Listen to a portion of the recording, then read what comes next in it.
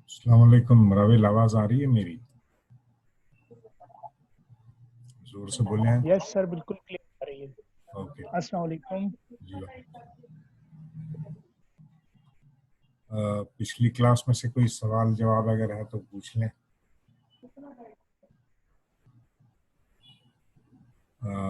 असद, आप में आपको भी अगर आवाज नहीं आ रही है, नहीं आ रही है, जो भी है तो मुझे बता दें। अ, नहीं सर, आपकी आवाज़ क्लियर आ रही है। अच्छा। अब पिछली लेक्चर्स में से अगर कोई बात पूछनी है तो अभी पूछ लें, वरना फिर हम शुरू करते हैं lecture. Is there any question?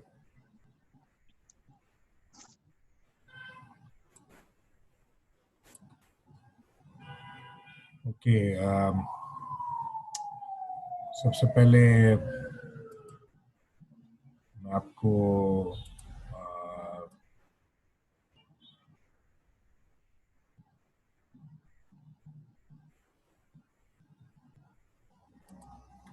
अपनी स्क्रीन ही मैं शेयर कर देता हूँ आपसे, LMS वाली, ताकि उसमें मैं आपको जो चीज़ बताना चाह रहा हूँ ज़रा देख लें एक नज़र। दिस इज़ माय स्क्रीन, जिसमें ये लेकिन आपके पास नहीं आ रही होगी। मतलब आप अपना जब LMS खोलेंगे तो उसमें आपको ये चीज़ नज़र नहीं आएगी। ये आज की मीटिंग के बारे में है। प्रीवियस मीटिंग्स जो हैं, ये उसका डेटा यहाँ पर सारा मौजूद है, जितनी मीटिंग्स हुई हैं। और ये जो रिपोर्ट होती है, ये बेसिकली इसमें आपकी अटेंडेंस मार्क होती है। तो जितना टाइम आपने लगाया है, जितनी देर आप ऑनलाइन रहे, जितनी देर आपने डिस्कनेक्ट किया, ये सारी रिपोर्ट यहाँ पर जनरेट हो रही होती है। तो अब आप ये नहीं कह सकते कि जी मैं आया था, आपने मार्क नहीं की होगी अटेंडेंस। तो अगर आप लोग ये किसी भी हवाले से इसको मिस कर रहे हैं तो stop doing this thing, because it is going to be negative against you. और इसके अलावा जो चीज़ मैं दिखाना चाह रहा था, वो मुझे नहीं पता आप लोग LMS कितना फ्रिक्वेंटली चेक करते हैं, लेकिन मैं आपको फिर भी दिखा देता हूँ दोबारा से।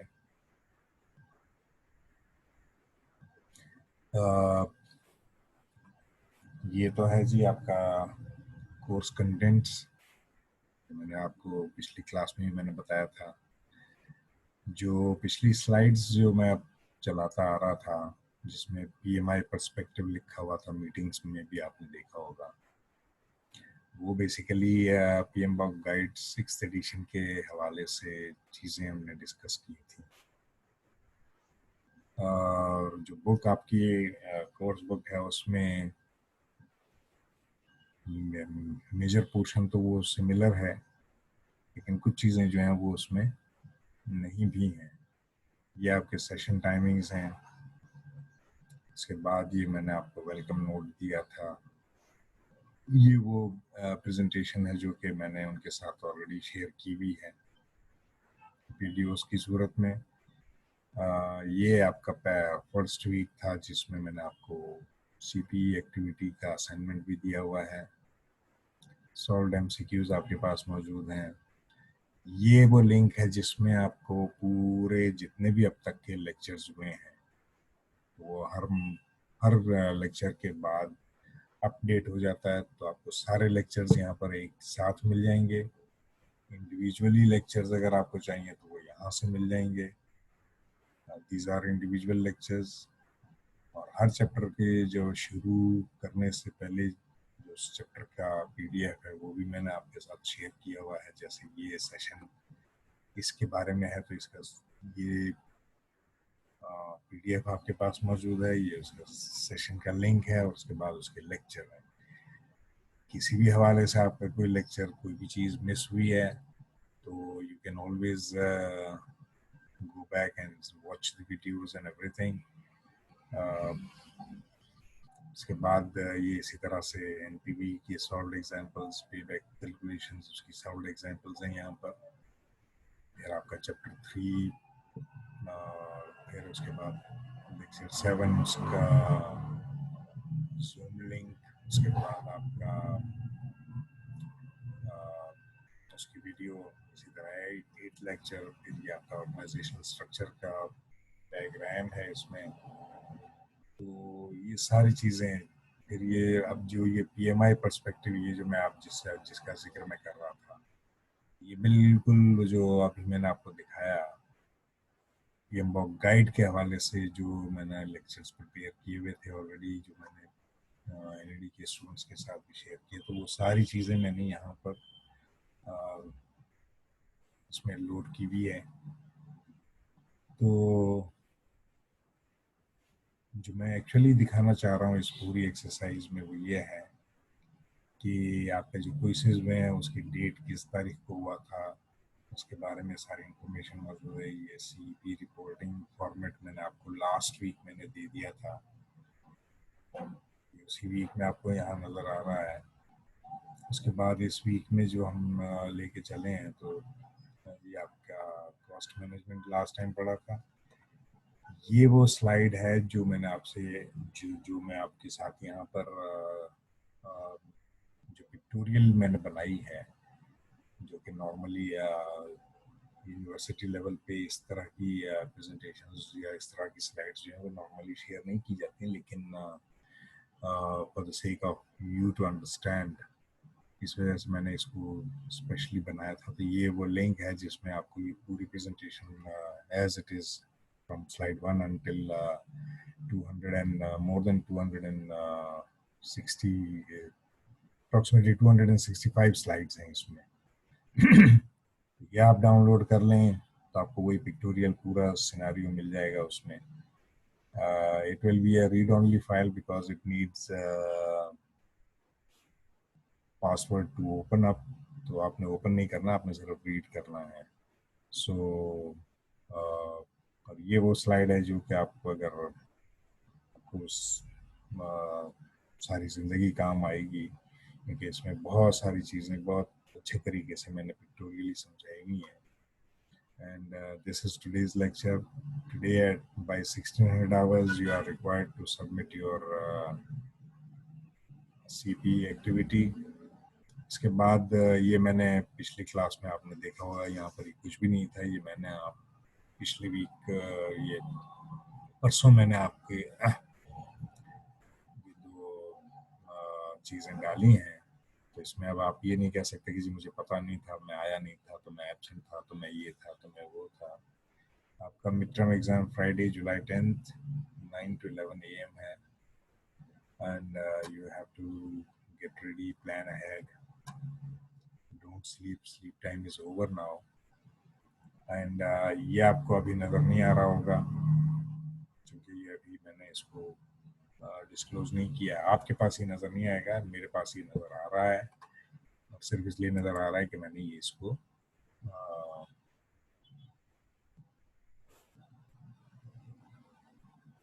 यहाँ पर लिखा हुआ है। अभी this is not final yet, इसलिए मैंने अभी आपको चीज़ें डिस्कस नहीं की हैं। As soon as it will be finalized, तो ये आपको विजिबल भी हो जाएगा LMS पे। तो you must keep on visiting LMS off and on, तो आपको वहाँ पर सारी इंफॉर्मेशन मिलती रहेगी। तो उसके बाद वाली जितनी एक्टिविटीज़ हैं अभी ये अगस्त और इसमें, तो फिर ये आपका अगला सेमेस्टर होगा, तो ये these are all blank। तो अब तक हम यहाँ तक पहुँचे हैं और we are now getting ready for our midterm exam. So this is it. Chat box नजर नहीं आ रहा है, वजह क्या है? ये है, आ गया। अच्छा, so is there any question up until now? कोई सवाल है तो पूछ लें अभी, वरना फिर मैं लेक्चर शुरू करता हूँ।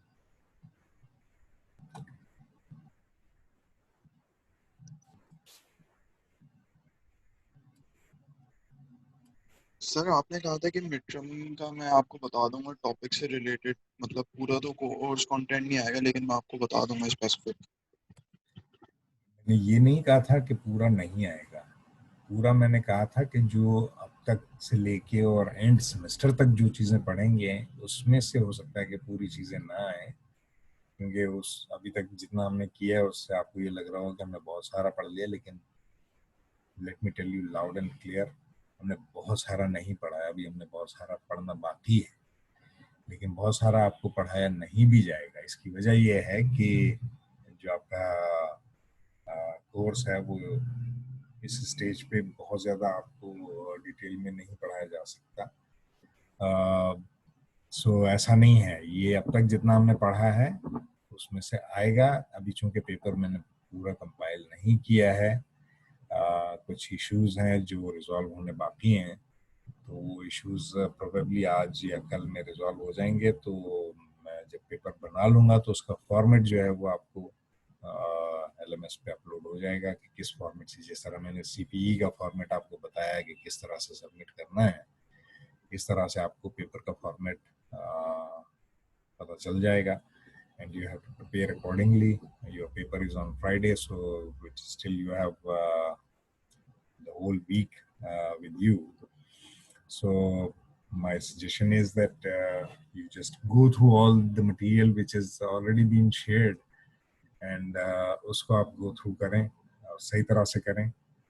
जिस तरह से अब तक पढ़ने की आदत है उस तरह से नहीं करें, क्योंकि मुझे अब तक 2-4 स्टूडेंट्स को छोड़ के बाकी सबसे बस ऐसे ही बिल्कुल ऐसा लग रहा है जैसे ठंड प्रोग्राम चल रहा है। कोई फिक्र नहीं है, सर पे आएगी तब देखी जाएगी। Let me tell you one more thing, that this is not going to be like last semester. Last semester में तो आपको बहुत leverage मिला था because it was the first time. तो इसमें आपको मतलब ये कि सब कुछ हो गया जैसे तैसे। But this time around it is not going to be like that. It is going to be a difficult thing. इसलिए नहीं कि मैं पढ़ा रहा हूँ, ये हर पेपर में ऐसा ही होगा। हर पेपर में आपको चीज़ें जो हैं वो तरीके से करनी होंगी, उस तरह से नहीं चलेंगी जिस तरह अब तक आपने की हुई थी या कर रहे थे। So this is it. Let's start now. Are you able to see this 5th chapter over here? ये आपको नजर आ रहा है? Yes, sir. Okay. Yes. So already हमने ये टाइम एंड कॉस्ट एस्टिमेशन जो है वो किसी हद तक हमने कर तो ली है। पिछले लेक्चर में मैंने आपको उसकी कैलकुलेशंस भी मैंने बता दी थी कि किस तरह से वो कैलकुलेट होती हैं। That was a very simple example. इस तरह की बहुत सारी एग्जांपल्स आपको बुक में भी मिलेंगी जो कि आपने अब तक खोल के नहीं देखी होगी, और नेट भी पूरा भरा हुआ है इस तरह की सॉल्व्ड एग्जांपल्स के साथ। आप उसको अच्छी तरह गो थ्रू करें so that you don't have any issues doomsday बोलते हैं बेसिकली तो क़यामत के दिन को बोलते हैं, लेकिन आप लोगों के लिए क़यामत जो है वो इम्तिहान वाला दिन क़यामत होता है। क्योंकि पढ़ा नहीं होता, पढ़ा हो तो वो क़यामत नहीं बल्कि वो जन्नत में जाने का दिन होगा। लेकिन बहरहाल this is what it is. So estimating project time and cost, where are we now. तो ये जैसे कि मैंने आपको बताया था कि हर स्लाइड के शुरू में उन्होंने ये आपको बताया कि हम यहाँ से चले थे, ये फिर ये और अब हम यहाँ पर हैं। Probably by the end of the semester जो मेरा प्लान है वो है आपको यहाँ तक कम से कम लेके जाने का। आइडियली तो इसको यहाँ पर होना चाहिए और इवन ये भी हम इसमें डिस्कस करें, but for any reason if we are unable to go until here, तब भी हम कम से कम यहाँ तक जो है वो ज़रूर जाने की कोशिश करेंगे। और अगर आप देखें इसमें तो आपको नज़र आएगा कि जैसे schedule, resources and costs and all these things we have already covered major portion already। तो एक रिस्क मैनेजमेंट का जो चैप्टर है वो probably we will continue after the midterms because this is an equally important chapter। or although we are at 5th chapter today, so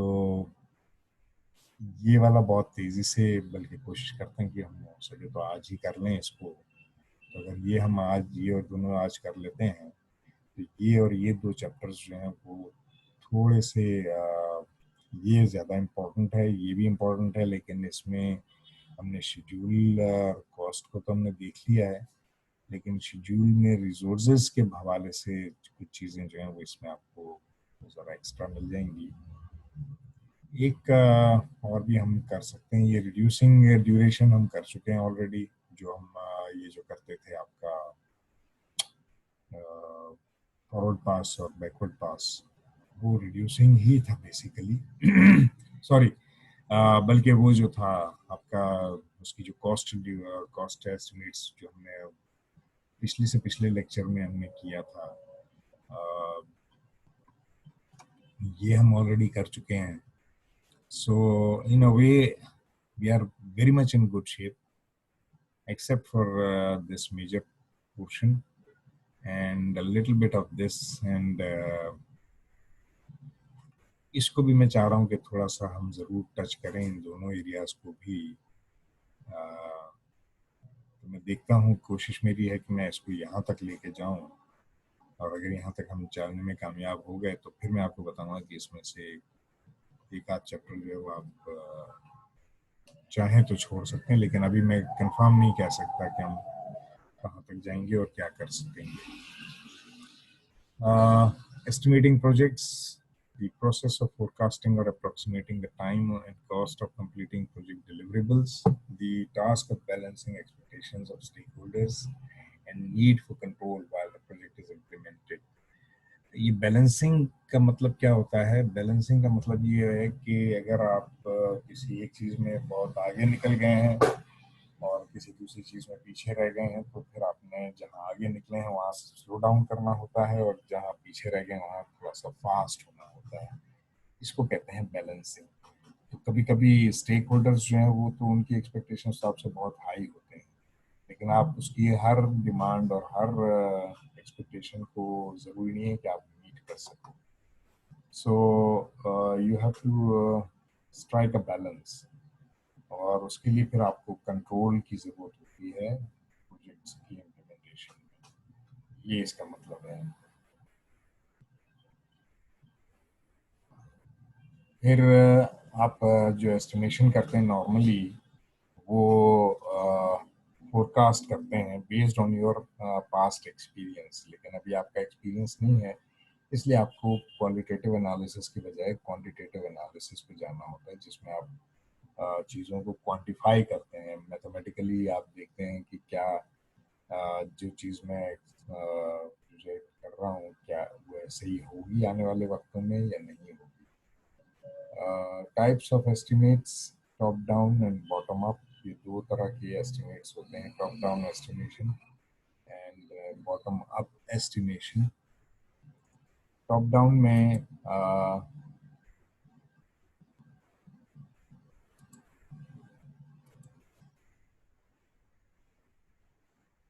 top down जो है वो macro estimate कहलाता है। मैक्रो एस्टिमेट क्या होता है? जैसे कि यूं समझें कि हर साल गवर्नमेंट जो है, जैसे अभी पिछले दिनों गवर्नमेंट ने बजट अनाउंस किया था, तो जो गवर्नमेंट के जो बजट्स होते हैं वो होते हैं बिलियंस और मिलियंस और बिलियंस में। तो आपको बहुत सारी तो फिगर समझ में भी नहीं आती होगी, जब आप सुनते भी होंगे तो सोचते होंगे पता नहीं ये लोग किस तरह से इस तरह की बातें करते हैं और कहाँ से ये फिगर्स लेकर आते हैं। तो ये बेसिकली जो वो जो एस्टिमेट होता है बजट के हवाले से गवर्नमेंट के एंड पे, वो मैक्रो बजट होता है। मैक्रो जो है वो बिग पिक्चर का नाम होता है। मैक्रो से मुराद होती है बिग पिक्चर। इसमें आप बिग पिक्चर को देख रहे होते हैं। मतलब आप अब इमरान खान जो है वो हर एक के घर में जाके तो नहीं चेक कर रहा है कि गरीब आदमी अपना गुजारा कैसे कर रहा है। वो तो अपने बनी गाला में बैठ के और सारी चीज़ें डिसाइड कर रहा होता है। इसीलिए हमारे इन्वायरमेंट में अनफॉर्चुनेटली, चूँकि वो उनका हमेशा टॉप डाउन अप्रोच होती है, वो सिर्फ मैक्रो लेवल पे ही चीज़ों को देख रहे होते हैं। तो इसकी मिसाल ये है कि जैसे इस्लामाबाद से बैठ के उसको कराची में कितने गड्ढे हैं, कितने पानी के क्या मसाइल हैं, वो उसे वहाँ से बैठ के नज़र नहीं आ सकते।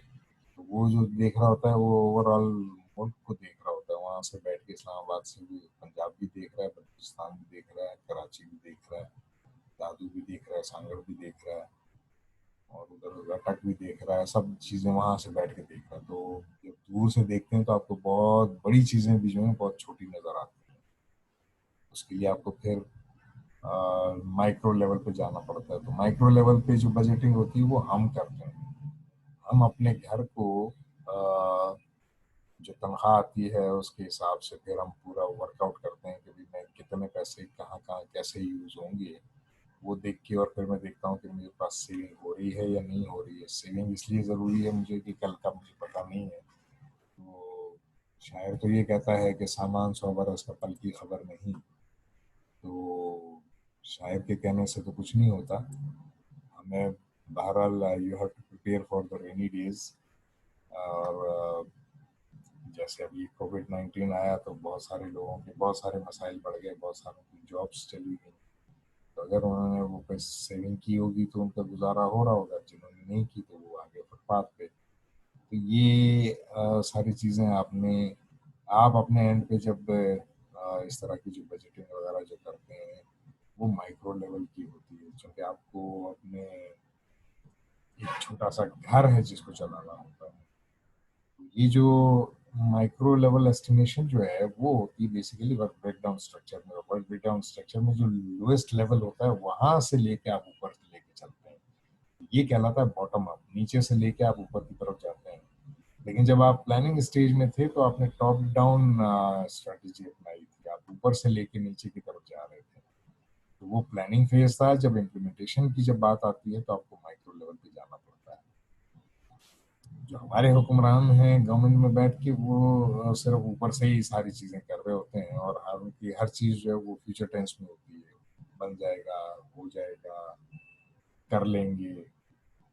और 5 साल जब गुजर जाते हैं तो फिर बोलते हैं कि जी हम नहीं कर सके, हमें टाइम नहीं मिला, हम ये हमारे साथ ये मसाइल थे और हमें ये प्रॉब्लम।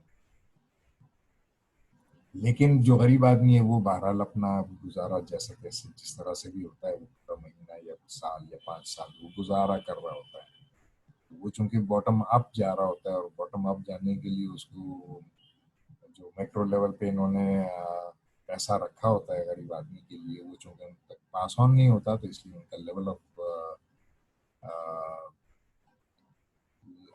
क्वालिटी ऑफ लाइफ उनकी जो है वो इम्प्रूव नहीं होती है, और चीज़ें ऐसे ही चलती रहती हैं। So I think I have made my point. अब इसमें जो इसने कहा कि top down macro estimates, analogy, group consensus और मैथमेटिकल रिलेशनशिप्स, इसमें ये सारी चीज़ें आप कर रहे होते हैं टॉप डाउन में। तो जो आपका वजीर ख़जाना होता है वो बेसिकली मैथमेटिकल कैलकुलेशन करके नंबर्स की मैनिपुलेशन करता है ताकि लोगों को ये दिखा सके कि सब अच्छा है। तो इसीलिए ऑपोजिशन जो है वो हमेशा उसके खिलाफ होती है, क्योंकि उसे उसकी टांगें खींचनी होती हैं। तो हम बहुत तेज़ी से आगे इसलिए नहीं बढ़ पाते कि हमारे यहाँ हर इंडिविजुअल जो है वो सेल्फिश अप्रोच के साथ चीज़ों को देख रहा होता है। वेस्ट इसलिए आगे निकल जाता है कि वेस्ट में भी ऊपर लेवल पे करप्शन और इस तरह की जो चीज़ें हैं वो उसी लेवल की हैं। लेकिन वो जो ये नवाज शरीफ के लिए कहा जाता है ना कि जी अगर वो खाता है तो लगाता भी है, इसी तरह से उनके यहाँ ये होता है कि वो खाते कम है लगाते ज्यादा है। हमारे यहाँ पे मसला ये होता है कि हम खाते ज्यादा है लगाते कम। तो इसीलिए हमें नवाज शरीफ अच्छा भी लगता है। आ, और तो ये मसाइल हमारे रहेंगे, और कम से कम मेरी ज़िंदगी में तो इसमें कोई बेहतरी के आसार नहीं। तो आप लोगों को फिर भी ये इसलिए बताया जाता है कि कल जब आप ऐसी पोजीशंस पर बैठे होंगे इंशाल्लाह, और डेफिनेटली बैठे होंगे कहीं ना कहीं, तो जो चीज़ आपके इख्तियार में हो उसको कम से कम सही करने की कोशिश ज़रूर करें। इसीलिए हमारा जो तरक्की का जो सफ़र है वो बहुत स्लो डाउन है। हम बहुत तेज़ी से आगे नहीं बढ़ सकते, और हर गुजरते दिन हम दुनिया से पीछे चलते चले जा रहे हैं। स्पेशली कोविड-19 के कॉन्टेक्स्ट में तो हम काफ़ी पीछे ऑलरेडी हो चुके हैं। इसके बाद है जी bottom up micro estimates of elements of the work breakdown structure. ये चूंकि सबसे लोएस्ट लेवल से हम लेके ऊपर चलते हैं तो ये बॉटम अप और ये माइक्रो लेवल पे। तो यहाँ पर चूंकि जो आपकी प्रोजेक्ट टीम है वो एक्सिक्यूशन कर रही होगी तो उसको ज़्यादा प्रॉब्लम्स का पता होगा बनिस्बत प्रोजेक्ट मैनेजर की, क्योंकि प्रोजेक्ट मैनेजर ऊपर बैठ के वो 9 नॉलेज एरियाज पे देख रहा होगा और जो नॉलेज एरियाज में जो बंदे काम कर रहे होंगे उनको वेंटिलेटर बनाने से इसको तरक्की नहीं कहते। मतलब अगर आपने इतनी दुनिया में अब तक जितनी तरक्की हुई है उसमें आपने एक चीज बना ली तो उसके ऊपर आप अपने कॉलर खड़े कर लें, that is not something to be proud of. आपको तो हर फील्ड में सबसे आगे होना चाहिए था उसूली तौर पर, क्योंकि कुरान की जो पहली आयत नाजिल हुई थी वो थी इक़रा बिस्मि रब्बिकल लज़ी खलक़। तो मतलब हमने पढ़ने पर कितना जोर दिया, उसके बाद कुछ भी नहीं किया, इसलिए कि हम चीज़ों को उस तरह से लेके चलने में इंटरेस्टेड ही नहीं है। इस वक्त आप देख लें अपने अंदर कि हम में से कितने लोगों को पढ़ने लिखने का शौक है। बहुत limited number of students are interested in real learning and real understanding. Majority जो है वो सिर्फ इतना चाह रही है कि जी हम बस इम्तिहान पास कर लें, नौकरी पे लग जाएं, and that's the end of the story. तो दैट इज नॉट प्रोग्रेस। इसको आप तो प्रोग्रेस सच उस तरह से ना कहें। ठीक है, मैं ये बिल्कुल आउटराइटली उसको रिजेक्ट नहीं कर रहा हूँ, लेकिन उस पर बहुत ज़्यादा प्राउड होने की ज़रूरत नहीं है कि हमने बड़े तीर मारे हैं।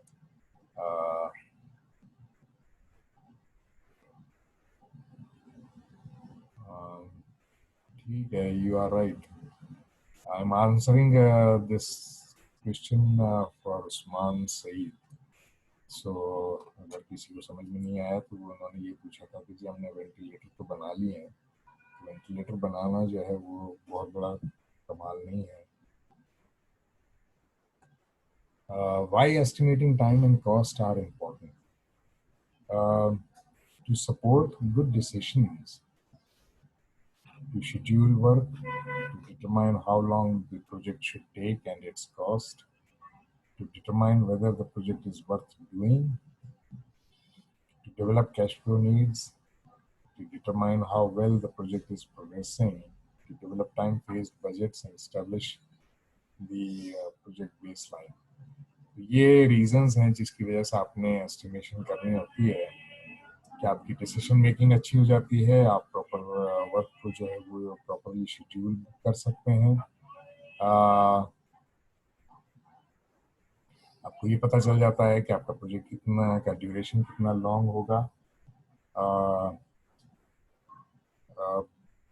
और दूसरा, आपको जैसे हमने एनपीवी की कैलकुलेशंस में देखा था, हमें ये पता चल गया कि क्या हमें ये प्रोजेक्ट करना चाहिए या नहीं करना चाहिए। तो ये सारी चीज़ें उस वक्त पॉसिबल हैं जब आप इसको कंप्लीट कर लेते हैं। To develop cash flow needs, आपको उसमें कैश फ्लोज का भी आइडिया हुआ है।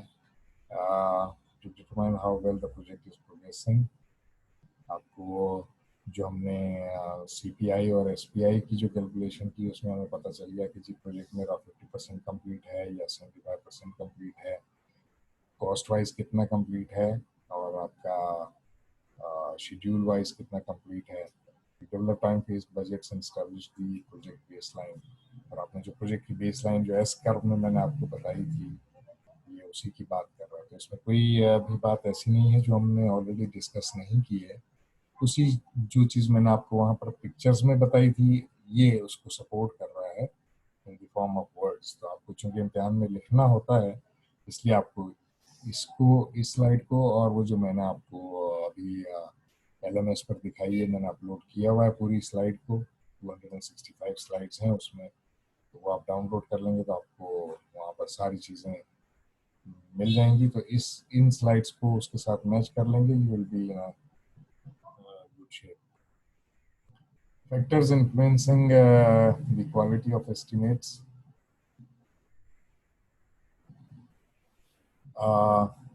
वो कौन सी फैक्टर्स हैं जो कि आपके एस्टिमेट्स को या तो बहुत अच्छा कर देते हैं या उसका बेड़ा गर्क कर देते हैं। तो ये उसके बारे में बता रहा है कि प्लानिंग होराइजन आपकी जितनी इफेक्टिव प्लानिंग होगी, होराइजन कहते हैं जिस तरह से आप समुद्र के किनारे खड़े हों तो समुद्र के दूसरे किनारा आपको दूर से जब देखते हैं तो आपको एक बहुत तवील एक बाउंड्री वॉल जैसा नजर आता है। तो बेसिकली वो होराइजन कहलाता है।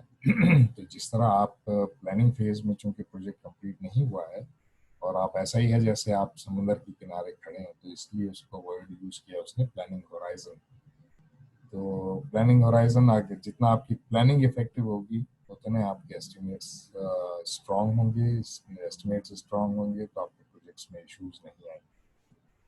प्रोजेक्ट ड्यूरेशन आपका प्रोजेक्ट ड्यूरेशन लंबा प्रोजेक्ट होगा तो आपके एस्टिमेट्स जो है वो आपको बार बार उसको रिव्यू करना पड़ेगा। शॉर्ट ड्यूरेशन का प्रोजेक्ट होगा तो उसमें आपके एस्टिमेट्स ज़्यादा इफेक्टिव होंगे।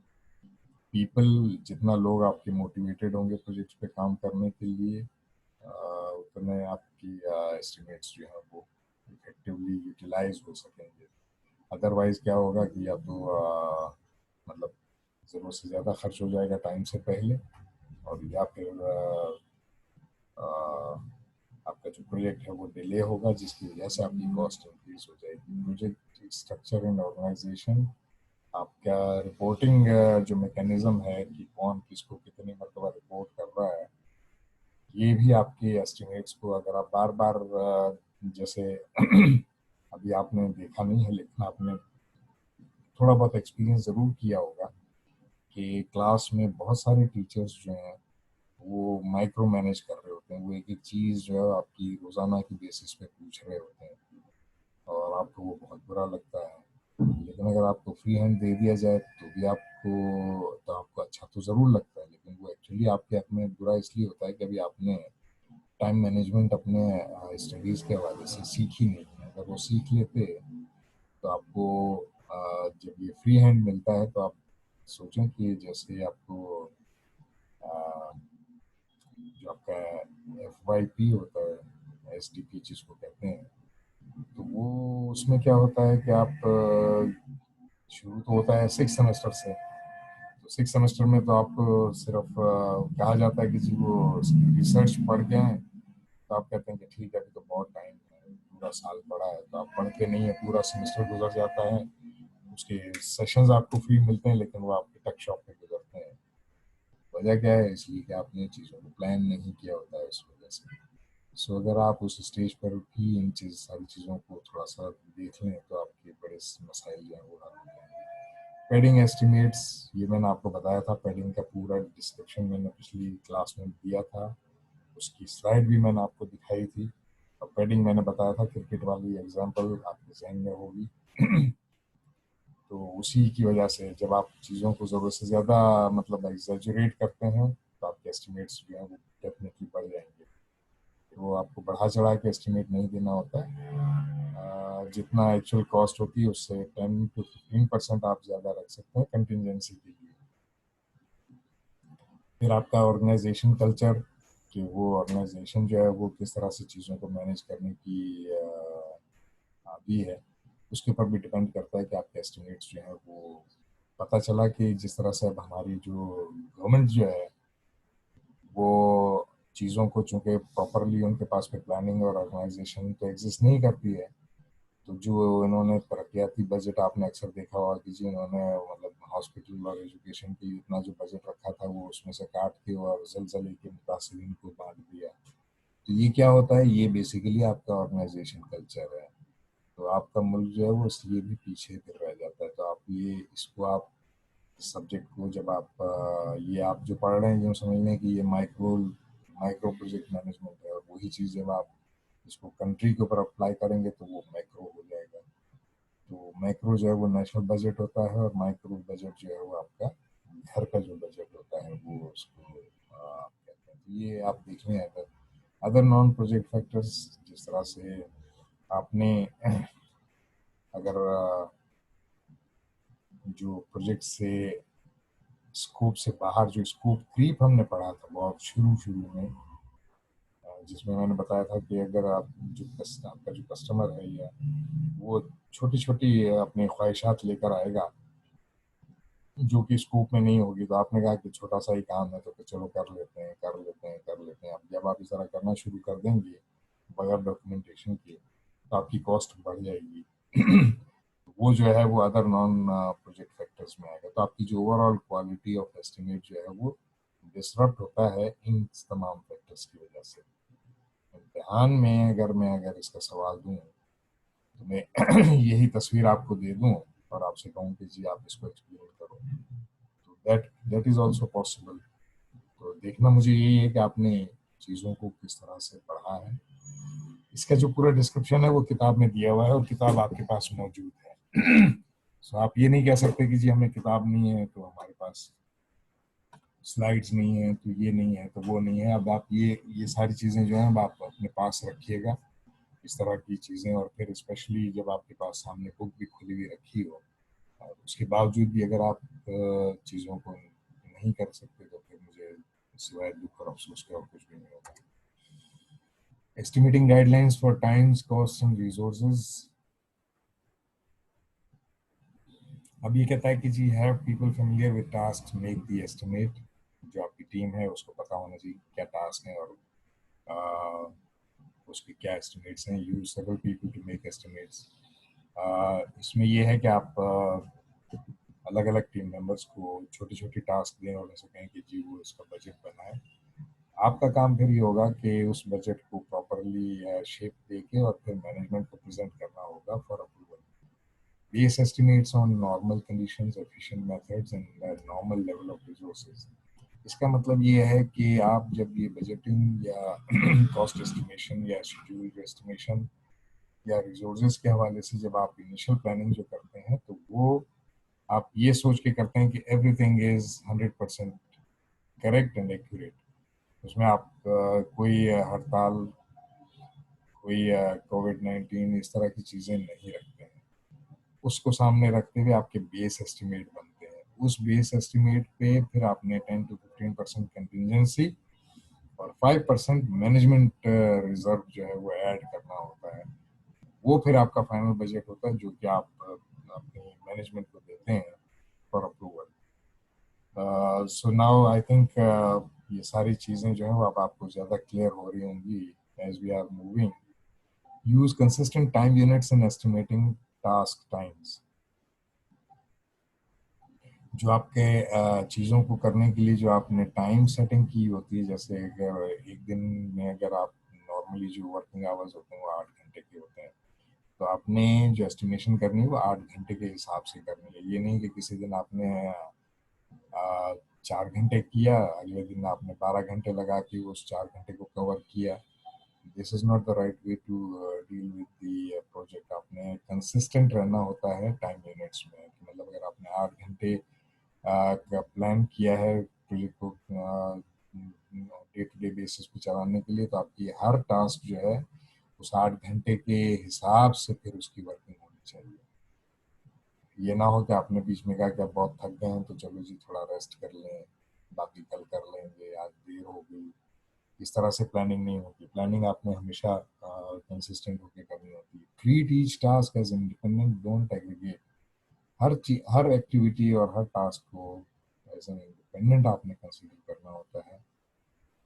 मतलब एक अंदाजे से या एवरेज लगा के चीज़ों को नहीं करना होता। एवरेज लगा के आप कब करते हैं, जब आपका एक्सपीरियंस बहुत ज़्यादा हो जाए किसी भी सिमिलर किस्म के प्रोजेक्ट्स करते हुए। इनिशियल स्टेज पे तो आपने बिल्कुल भी एग्रीगेशन पे नहीं जाना। एग्रीगेट होता है बेसिकली एवरेज निकालना है। Don't make allowances for contingencies. Initially जैसा कि मैंने कहा कि आपने कंटिजेंसी शुरू में नहीं रखनी होती है।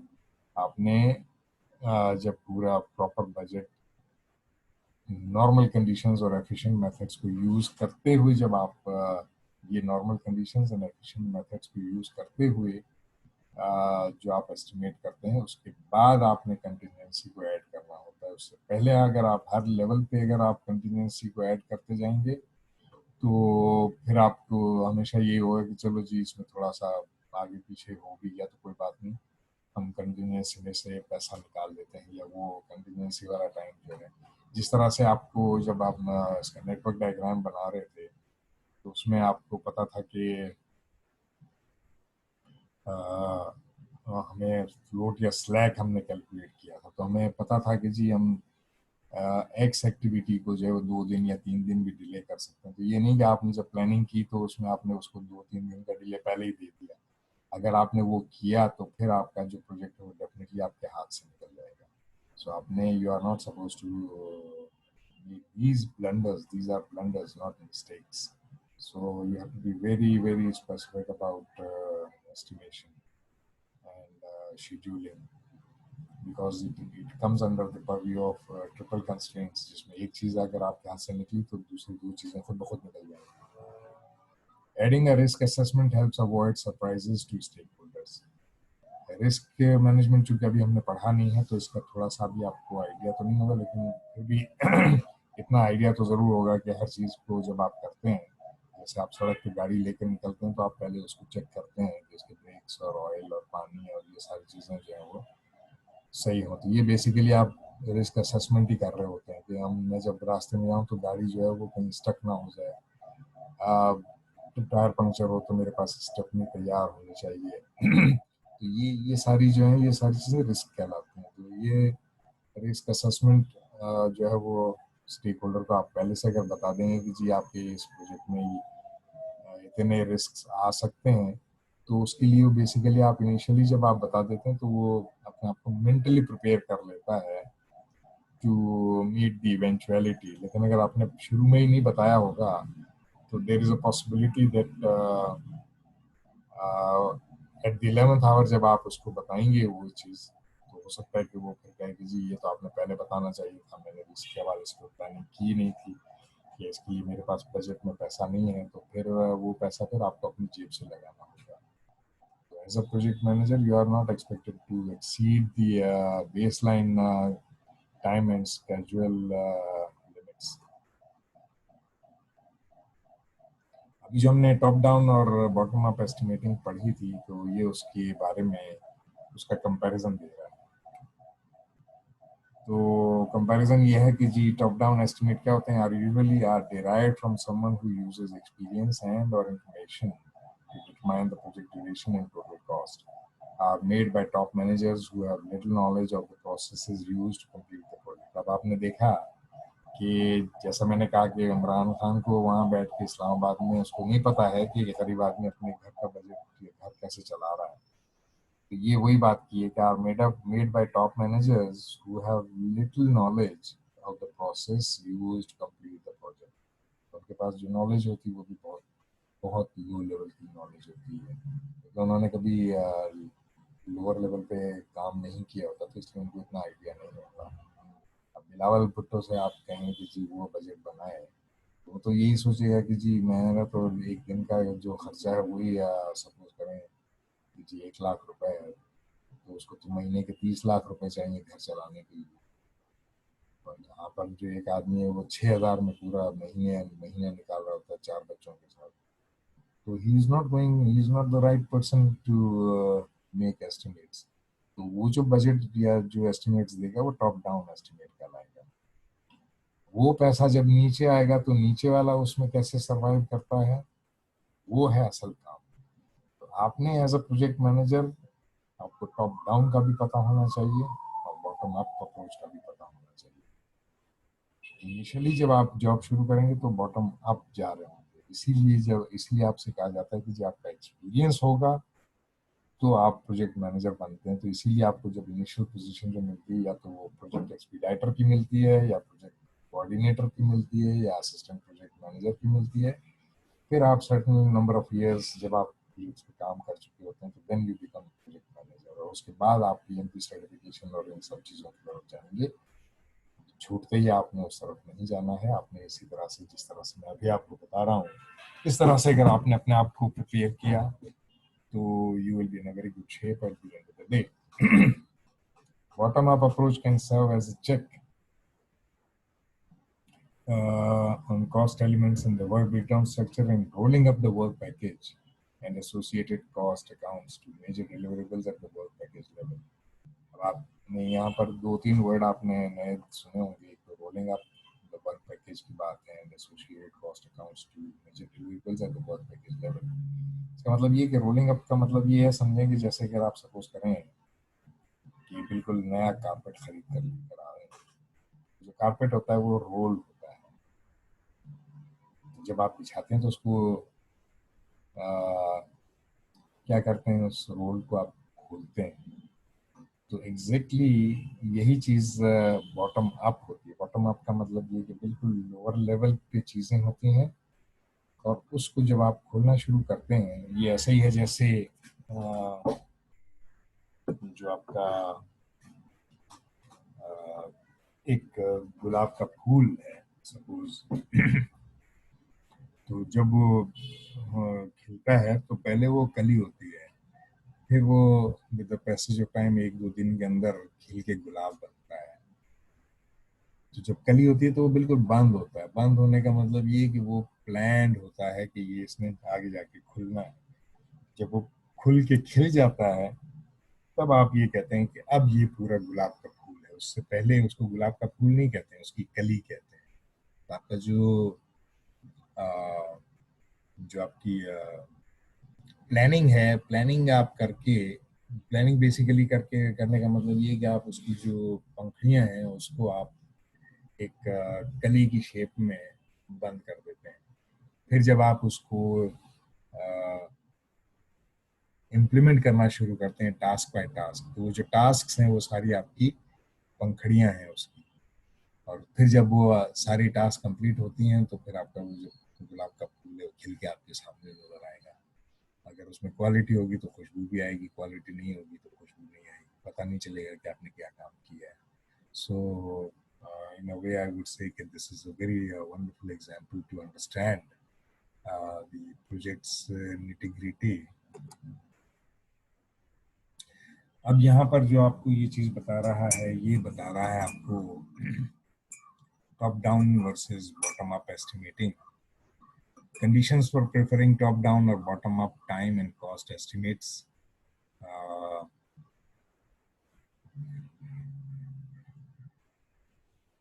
हमने किस स्टेज पे कौन सी एस्टिमेशन सेलेक्ट करनी है, ये उसके बारे में बता रहा है कि क्या कंडीशन होगी तो हमें कौन सा एस्टिमेट लगाना होगा, मैक्रो या माइक्रो। मैक्रो का मतलब टॉप डाउन, माइक्रो का मतलब बॉटम अप। तो ये उसकी कंडीशंस हैं। कंडीशन सबसे पहले ये कहता है कि strategic decision making. Strategic decision making में चूंकि ये टॉप मैनेजमेंट करती है, स्ट्रेटेजिक मैनेजमेंट जो है आपकी वो इसको बना रही होती है, तो उसके लेवल पे जाहिर है टॉप डाउन आएगी, मैक्रो एस्टिमेट आएगा। फिर कहता है कॉस्ट एंड टाइम इम्पोर्टेंट। जहाँ कॉस्ट और टाइम की बात आएगी तो वो माइक्रो लेवल पे, जो नीचे लेवल पे जो शेड्यूल को बना रहा है या कॉस्ट एस्टिमेशन कर रहा है, ये वो बना रहा होगा तो वो माइक्रो लेवल पे जाएगा। हाई अनसर्टेनिटी, अगर अनसर्टेनिटी रिस्क बहुत ज़्यादा हेवी है तो हाई रिस्क होगा। हाई रिस्क का मतलब ये कि उसके ऊपर कॉस्ट भी बहुत ज़्यादा आएगी। जो ज़्यादा कॉस्ट आएगी तो उसके लिए आपको अगर जैसे मतलब एक बिल्डिंग गिर गई तो उसको डील किया काउंसलर लेवल पे, लेकिन अगर जलजला आ गया तो फिर वो गवर्नमेंट लेवल पे होता है। तो ये ऐसे ही हाई अनसर्टेनिटी, तो जलजला जो है हाई अनसर्टेनिटी है, तो वो उसको जो है वो मैक्रो लेवल पे चेक किया जाता है। इंटरनल स्मॉल प्रोजेक्ट, अब जो टॉप मैनेजमेंट है, you as a project manager आप एक छोटे प्रोजेक्ट पे काम कर रहे होंगे, लेकिन जो टॉप मैनेजमेंट है वो एक ही वक्त में हो सकता है कि बहुत सारे प्रोजेक्ट्स को देख रही हो, तो उसके उसके पास इसके हवाले से ज्यादा अच्छी इंफॉर्मेशन होगी बनिस्बत आपके। तो आप जब मैनेजमेंट के पास कोई इशू लेकर जाएंगे तो वो तो आपका अपना एक अपने लेवल का एक इशू होगा, तो ज़रूरी नहीं है कि वो आपकी बात को इतनी वेटेज दे। तो इसीलिए आपको फिर बड़े लेवल पे चीज़ों को देखना होता है। फिक्स प्राइस कॉन्ट्रैक्ट, तो ये मैंने, अगर आपको याद हो तो जब हम कॉन्ट्रैक्ट्स के बारे में पढ़ रहे थे तो मैंने आपको बताया था कि किस किस प्रोजेक्ट में बायर का रिस्क हाई होता है और किस तरह के कॉन्ट्रैक्ट में सेलर का रिस्क हाई होता है। तो यहाँ पर जब ये फिक्स प्राइस कॉन्ट्रैक्ट की जब हम बात कर रहे हैं कि उसमें रिस्क हाई है, तो जो आपका कॉन्ट्रैक्टर होता है उसके लिए फिक्स प्राइस कॉन्ट्रैक्ट जो है वो उसमें रिस्क हाई होता है। तो इस वजह से उसको माइक्रो लेवल पे जाके अगर आपने फिक्स प्राइस कॉन्ट्रैक्ट किया हुआ है किसी कंपनी के साथ प्रोजेक्ट पे काम करने के हवाले से, तो फिर आपको माइक्रो लेवल पे छोटे छोटे अखराजात को भी बहुत कंट्रोल करके चलाना होगा, ताकि आपकी एंड में प्रोजेक्ट कंप्लीशन पे आपकी जो कॉस्ट है ओवरऑल वो बढ़ ना जाए। तो इसलिए आपको इसमें माइक्रो लेवल पे जाना पड़ेगा। कस्टमर वांट्स डिटेल्स, कस्टमर को जो डिटेल चाहिए हैं वो भी आप उसको माइक्रो लेवल पे जाके उसको बताएंगे। अनस्टेबल स्कोप, जिस प्रोजेक्ट का कोई स्कोप प्रॉपरली डिफाइन ना हो, तो जब डिफाइन नहीं होता तो फिर वो अनस्टेबल स्कोप होगा, और अनस्टेबल स्कोप जो है वो फिर चूंकि इसमें कॉस्ट बढ़ने के बहुत ज़्यादा चांसेस हैं, इसलिए वो फिर मैक्रो लेवल पे चला जाएगा। इसमें से बड़े अच्छे एमसीक्यूज बन सकते हैं, तो you can expect things like that. अभी मैंने चूंकि बनाया नहीं है तो मैं अभी आपको बता नहीं रहा हूँ कि what exactly you can expect, but as soon as it is completed then I will let you know the format of the paper next week. फिर उसके बाद है G estimating projects preferred approach. अब ये कुछ चीज़ें हैं जिसमें आप इसको समझें कि अप्रोच के हवाले से बात कर रहा है कि क्या प्रेफर्ड अप्रोच है। तो सबसे पहले कहता है जी make rough top down estimate. सबसे पहले आपने बहरहाल एक रफ एस्टिमेट ही लगाना होता है। तो जैसे अगर आप कभी अपने घर में प्लम्बिंग का छोटा मोटा काम करवाने जाते हैं, तो आप उससे डील करने के टाइम पे उससे यही कहते हैं कि जी बताओ कितना पैसा लगेगा, तो वो बताता है कि जी मटेरियल इतना लगेगा और मैं इतने लूँगा। फिर आप उसमें नेगोशिएट करते हैं उससे, फिर अगर दोनों तरफ से कंसेंसस हो जाता है तो फिर आप कहते हैं कि ठीक है जी आप काम शुरू करो। तो ये आपने ये भी नोट किया होगा कि जो मटेरियल की जो कॉस्ट वो बताता है इनिशियली, वो नॉर्मली ज़्यादा बताता है। फिर होता ये है कि जब वो काम कंप्लीट हो जाता है तो बहुत सारा सामान जो है बच जाता है, तो वो कहता है कि जी वो जहाँ से लिया होता है उससे आप डील करके आते हैं कि जी जो बचेगा हम वापस करेंगे। अब चूंकि वो बहुत सारा बचा तो होता है, लेकिन मतलब वो उसको कोशिश उसकी जो लगाने वाले हैं जो काम करने वाले हैं उनकी कोशिश ये होती है कि सारा लगा दें, उनमें बहुत ही 4-5 छोटी छोटी चीज़ें ही छोड़ दें। वो जो छोटी छोटी चीज़ें होती हैं फिर आप ये कहते हैं कि अब मैं कहाँ इसके लिए दोबारा जाऊँ उसके पास जाके और उसके पैसे वापस लूँ। आप उससे कहते हैं कि ये तुम ही ले जाओ, मुझे क्या करना है इसका। और अगर आप अपने पास रख भी लेते हैं तो भी वो फिर पेपर वाला जो है उसी को देना होता है, क्योंकि आप उसे इस्तेमाल नहीं कर पाते। तो ये जो एस्टिमेट होता है ये रफ टॉप डाउन एस्टिमेट होता है। Develop the work breakdown structure, organizational breakdown structure. ये भी आपकी एस्टिमेशन के लिए आपने ऑर्गेनाइजेशन का ब्रेकडाउन स्ट्रक्चर में ये देखना है कि आपने कौन सा काम कौन करेगा, कौन किसको रिपोर्टिंग करेगा, कौन बंदा जो है वो बॉटम अप पे काम करेगा, कौन जो है टॉप डाउन पे काम करेगा। तो ये सारी चीज़ें वर्क ब्रेकडाउन स्ट्रक्चर से ही आती हैं, क्योंकि उसमें आप लोअर लेवल पे जाके वर्क पैकेज लेवल पे जाके चीज़ों को देख रहे होते हैं। मेक बॉटम अप एस्टिमेट्स, पहले आपने रफ एस्टिमेट टॉप डाउन बनाया था, फिर आपने बॉटम अप जाना होता है। जब आपका वर्क ब्रेकडाउन स्ट्रक्चर बन जाए तो आप नीचे से लेके ऊपर चीज़ों को लेके चलते हैं। डेवलप शेड्यूल एंड बजट, उसकी बेसिस पे फिर आप अपना बजट और शेड्यूल जो है वो बनाते हैं। Reconcile differences between top down and bottom up estimates, उसके बाद आखिर में जाके आप उसको दोनों को रिकनसाइल करने का मतलब ये है कि आपने टॉप डाउन जो बनाया था रफ एस्टिमेट शुरू में, और फिर बॉटम अप आप छोटी छोटी चीज़ों को लेके चले थे, उन दोनों में गैप्स को आप चेक करने की कोशिश करते हैं कि कोई गैप तो नहीं है। अगर गैप है तो फिर आप उसको एनालाइज करते हैं कि गैप अगर ज़्यादा है तो ज़्यादा कैसे हुआ, और अगर कम है तो कम क्यों हुआ। तो ये रिकन्सिलिएशन जो है वो आपकी अपनी प्रोजेक्ट के हवाले से जो अंडरस्टैंडिंग है उसको इंक्रीज करता है. सो you have to focus on it as well. Top-down approaches for estimating project times and cost. अब ये मुख्तलिफ इसके तरीके हैं. Top down approach for estimating project time and cost. अब ये टॉप डाउन का मतलब ये है कि हम टॉप मैनेजमेंट से लेके नीचे लेवल पे जा रहे हैं. इसमें कंसेंसस मेथड, तो जितने भी आपके टीम मेंबर्स हैं उनसे आपने कंसेंसस लेना होता है कि एग्री करवाना होता है. रेशियो मेथड्स, मुख्तलिफ रेशियोज होते हैं. अभी इस स्टेज पे आपको इसमें फिलहाल जाने की ज़रूरत नहीं है, आपको सिर्फ ये पता होना चाहिए कि this is one such method. Portion method, मतलब इसमें पोर्शन मतलब ये जिस तरह से पोर्शन होता है ना, तो इसी तरह आप पोर्शन जो बनाते हैं वो पोर्शन मेथड कहलाता है. Function point method for software and system projects. छोटे छोटे पॉइंट्स को आपने चेक करना होता है. इसकी जो डिस्क्रिप्शन है आप इसको बुक में देख लीजिएगा, उसका डिस्क्रिप्शन वहाँ मिल जाएगा. लेकिन इस स्टेज पे आई एम नॉट एक्सपेक्टिंग कि आप उसके बहुत ज़्यादा डीप में जाएंगे. लर्निंग कर्व भी होता है बेसिकली कि जो जिस तरह से आप फर्स्ट सेमेस्टर में आए थे और इस वक्त आप 7th सेमेस्टर में अगर हैं तो अब आप देखेंगे कि आपकी जो उस स्टेज पे आपकी जो लर्निंग थी वो बहुत स्लो थी.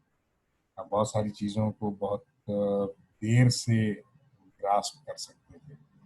But now as you keep progressing तो आपको अब ये नज़र आ रहा होगा कि now we are in a better position to understand quite a few things जो कि आपको उस स्टेज पे नज़र या समझ में नहीं आती थी. तो that is basically called learning curve. Learning curve का एक पूरा कॉन्सेप्ट है इसमें, लेकिन वो अभी मैं इसलिए इसको एक्सप्लेन नहीं कर रहा हूँ कि this is at this point in time it is beyond your scope. So but you must go through all but these are very important and very interesting concepts. अगर आपने, मुझे नहीं पता कि आपने कितना पढ़ा है, अगर पढ़ा हुआ होगा तो उसके बाद आप इस पर टाइम ज़रूर लगाएं, और अगर नहीं भी लगाते तो ध्यान में इसके हवाले से अगर आएगा तो इसका एक MCQ बन सकता है कि मैं जैसे ये टॉप डाउन अप्रोच मैं बताऊं कि जी उसमें ये all of the following are correct about top down approach except में आपने ऑड मैन आउट निकालना है. ऑड मैन आउट निकालने का मतलब ये कि जो इसमें नहीं है वो आइडेंटिफाई करना है. तो इसमें हो सकता है कि 3 इसमें से दिए हुए होंगे और एक कोई और चीज़ दी होगी. तो या जैसे इसी में से अगर मैं कहूँ कि जी पोर्शन मेथड की बजाय मैं उसको लिखूँ पोर्शन मेथड, तो आप रवानी में पोर्शन मेथड जो है वो भी समझेंगे कि ये भी सही है. तो फिर आप कोई गलत जो है उसको टिक कर देंगे and your answer will be wrong. So मैं इस तरह की चीज़ें मुझे पसंद है क्योंकि मैं आपकी ऑब्जर्वेशंस जो है उसको स्ट्रॉन्ग बनाने के लिए इस तरह के सवाल ध्यान में नॉर्मली देता हूँ. So you must focus on each and every single word which is written over there. अभी तक आप लोगों ने, मुझे पता है कि चूंकि LMS भी आपने पूरा थॉरली देखा नहीं है, अब आप उसको गौर से देखेंगे तो आपको एक एक चीज़ आपको वहाँ पर नज़र आएगी. मैं जब इस तरह की चीज़ें करता हूँ तो I am very thorough about making things.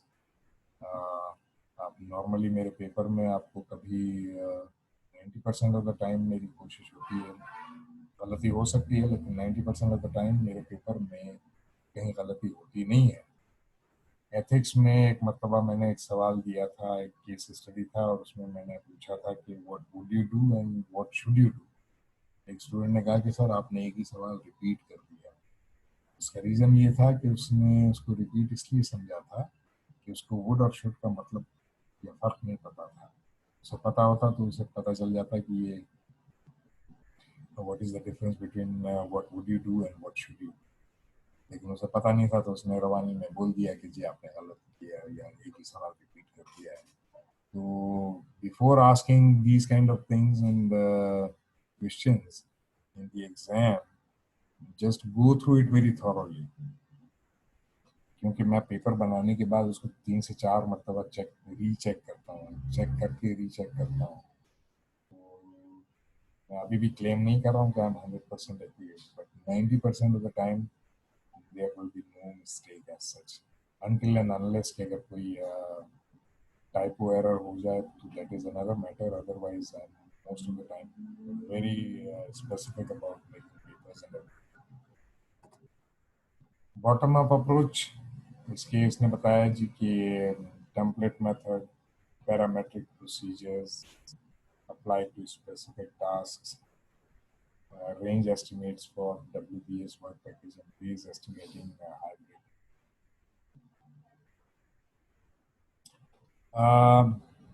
ये पैरामेट्रिक और ये हाइब्रिड जो है, ये हाइब्रिड होता है बेसिकली जैसे टॉप डाउन और बॉटम अप का अगर हम हाइब्रिड बनाएं तो प्रैक्टिकली स्पीकिंग वो एवरेज ही बनेगा। जिस तरह से गाड़ियों के हवाले से अगर हम बात करें तो पहले फ्यूल कंजम्पशन पे जोर होता था, अब वो इलेक्ट्रिक कार जो बन गई है ये बेसिकली हाइब्रिड है। तो हाइब्रिड का मतलब यहाँ पर ये है। पैरामेट्रिक जो है वो बेसिकली बॉटम अप का दूसरा, एक तरह से दूसरा नाम है पैरामेट्रिक के। आप नीचे से लेके कई मरतबा फिर ये होता है कि सिमिलर प्रोजेक्ट्स जो आपने किए होते हैं तो उसमें आपको बहुत सारी टास्क के एस्टिमेशन जो है उसके लिए आपको अलग से कोई काम नहीं करना होता है, you just simply do it right away. तो इसको आप इन दोनों टॉपिक्स को आपने थॉरोली बुक में पढ़ना है, because these are PMI standards में। पीएमपी का जो एग्ज़ाम होता है उसमें इसके हवाले से सवालात डेफिनेटली आते हैं। So you must go through them as well. Level of detail is different for different levels of management. Level of detail in the work breakdown structure varies with the complexity of the project. Excessive detail is costly. अच्छा, अब आपको यहाँ पर ये वाला जो जुमला है ये बड़ा अजीब सा लगेगा कि excessive details is costly। इसकी वजह यह है कि आप excessive detail का मतलब ये कि you are trying to be perfectionist। तो परफेक्शनिस्ट होना जो है वैसे तो बहुत अच्छा है क्योंकि इससे आपकी क्वालिटी इंप्रूव होती है, बट अनफॉर्चुनेटली जो पूरी दुनिया है, जो कायनात है, वो भी खुदा के हवाले से तो उसने उसको परफेक्ट बनाया है, लेकिन हमारे हवाले से हमें लगता है कि वो इम्परफेक्ट है। इसलिए आपको अगर परफेक्ट होती तो मतलब आपका पूरा जो शहर है वो आपको बनाने की ज़रूरत नहीं पड़ती, सड़कें बनी हुई होती हैं, कहीं पर पहाड़ और इस तरह की चीज़ें, नदी नाले और इस तरह की चीज़ें हैफेजर्ड ना नज़र आ रही होती। लेकिन खुदा के हवाले से दीज आर परफेक्शंस। उसने बेसिकली इसको इंटेंशनली ऐसे बनाया है। इंटेंशनली इसलिए कि आपकी जो रोज़ाना की जो ज़िंदगी है वो केओस से शुरू होती है और आप उसमें ऑर्डर लाने की कोशिश करते हैं, और यही बेसिकली आपकी मोटिवेशन होती है चीज़ों को करने के लिए। ये जो मैं बातें कर रहा हूँ ये आपको हो सकता है कि आपको लगे कि पता नहीं मैं क्या बातें कर रहा हूँ, but I am very loud and very clear about it. अगर किसी को कोई सवाल हो कभी तो डिटेल में मेरे से अलग से भी हम बैठ के इसके ऊपर जूम पे डिस्कशन कर सकते हैं, that is not an issue. लेकिन मेरा मेरा कॉन्सेप्ट ये है कि मैं हर चीज़ आपको बताऊं, इससे बेहतर है कि आप, मैं जो बातें कर रहा हूँ उसको आप बहुत गौर से सुने और उसके ऊपर फोकस करने की कोशिश करें और उसमें से मीनिंग निकालने की कोशिश करें कि what exactly do I mean by this concept. So excessive details में उसने फिर दो चीजें बताई हैं कि fosters a focus on departmental outcomes and creates unproductive paper work. जब आप बहुत ज़्यादा एक्सेसिव माइक्रो लेवल पे जाके चीज़ों को देखते हैं तो आपको बहुत सारी चीज़ें जो है ना वो अनप्रोडक्टिव पेपर वर्क भी नज़र आता है। जिस तरह से जब आप कॉपी पेस्ट कर रहे होते हैं तो आप उसमें पूरी कोशिश करते हैं कि हर चीज़ ही डाल दो ताकि टीचर जो है वो ये समझे कि जी बड़ी मेहनत की है और आपको पूरे नंबर मिल जाए। अब जो मतलब सरसरी पेपर चेक करने वाला टीचर होगा तो वो तो ये देखेगा कि यार ये चलो जी इसने 20 पेज लिखे हैं तो इसका मतलब ये कि बड़ी मेहनत की है, चलो जी इसको नंबर दे दो। लेकिन जो सही मानों में चेक करने वाला होगा तो वो फिर उसमें उसके सामने सिर्फ वही चीज़ आएगी जहां आपने मिस्टेक की होगी। तो मेरे साथ अनफॉर्चुनेटली ये मसला है कि अगर आपने गलती की होगी तो मैं 90% चांसेस ये हैं कि उसी चीज़ को पिन पॉइंट करूँ जहाँ आपने गलती की है। तो इसलिए आप मेरे साथ कम से कम इस तरह की चीज़ें ना करें। जो पूछा गया है और जितना पूछा गया है उतना ही रखें। unnecessary or unproductive चीजें I don't like it, although I myself am very perfectionist by nature, but I'm not expecting you to be a perfectionist at this point in time. If you want to, you are more than just welcome, but इस stage पे मैं expect करूं भी तो गलत होगा, क्योंकि you have never been in the practical environment where you can see for yourself the nitty-gritty of the projects. Insufficient detail is costly. अच्छा, अब आपने अच्छा, जब आप ये बहुत ज्यादा एक्सेसिव डिटेल में जब जाने की कोशिश करते हैं तो उसमें कई मतलब ऐसा होता है कि जो काम की इंफॉर्मेशन होती है वो रह जाती है। तो अगर वो रह जाती है और आपने बहुत डिटेल में बना दिया, लेकिन अगर जो काम की इंफॉर्मेशन है वही आपने नहीं दी, तो you are going to end up in fiasco. Fiasco is failure. So lack of focus on goals, इससे आपका फोकस जो है वो डाइवर्ट होगा, क्योंकि डिटेल्स जो हैं वो इनसफिशिएंट होंगी। Wasted effort on non essential activities, जो जो गैर जरूरी चीजें होंगी उसके ऊपर आपका फोकस बढ़ जाएगा, and you will not be able to do it the right way. ये टाइप ऑफ कॉस्ट है। डायरेक्ट कॉस्ट होती है, फिर डायरेक्ट प्रोजेक्ट ओवरहेड कॉस्ट, और फिर general and administrative overhead cost. इसके अंदर जो सारी चीजें हैं, ये आप सिर्फ वैसे ही पढ़ के ही सिर्फ आप इसको विजुअलाइज करेंगे तो you will be able to understand what exactly do I mean by that. Refining estimates, interaction costs are hidden in estimates. एक मिनट में जरा थोड़ा सा देख लूं। Okay, now what I want you to do is, instead कि मैं आपको ये सारी चीजें पूरी बताऊं,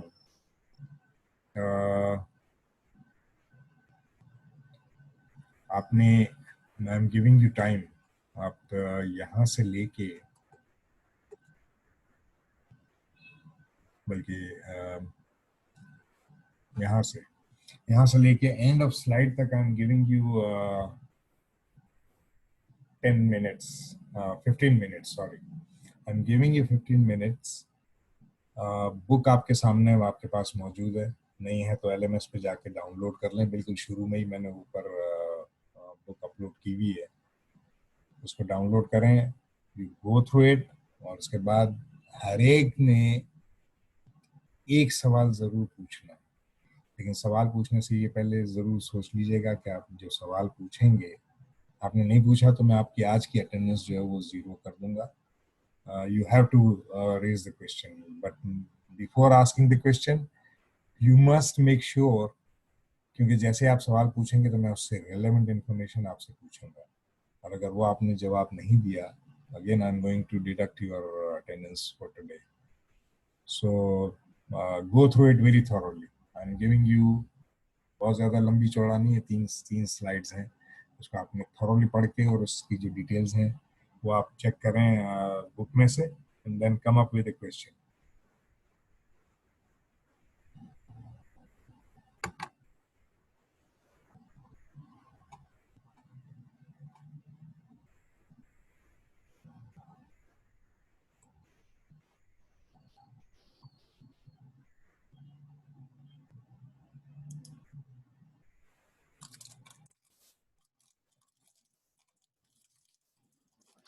सर स्लाइड नंबर दोबारा बता देना। ये जो सामने स्लाइड नजर आ रही है वहां से,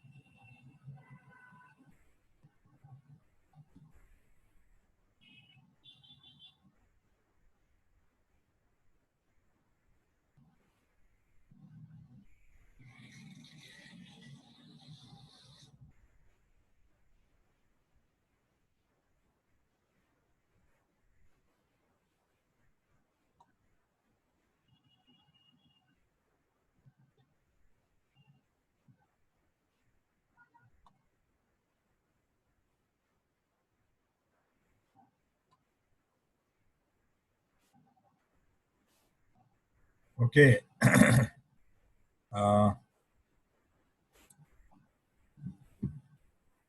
Ji, are you guys ready now?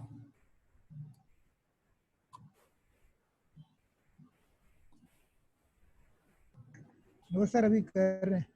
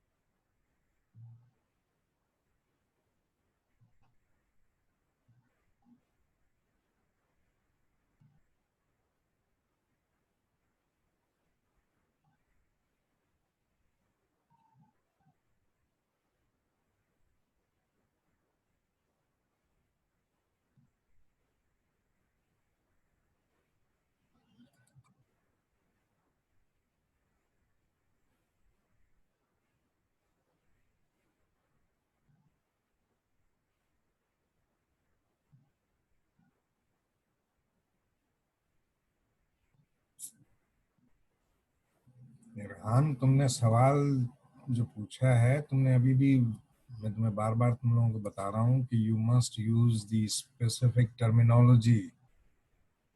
तुमने ये सवाल में ये पूछा कि is there conflict between required cost management. Required cost management कोई वर्ड नहीं है, ये मैनेजमेंट रिजर्व कह सकते हैं इसको एक तरह से। And project budget management, project budget management ये भी कोई वर्ड नहीं है। तो इसका मतलब ये है कि you are not listening carefully कि व्हाट आई एम सेइंग। एक होता है कंटिंजेंसी रिजर्व और एक होता है मैनेजमेंट रिजर्व।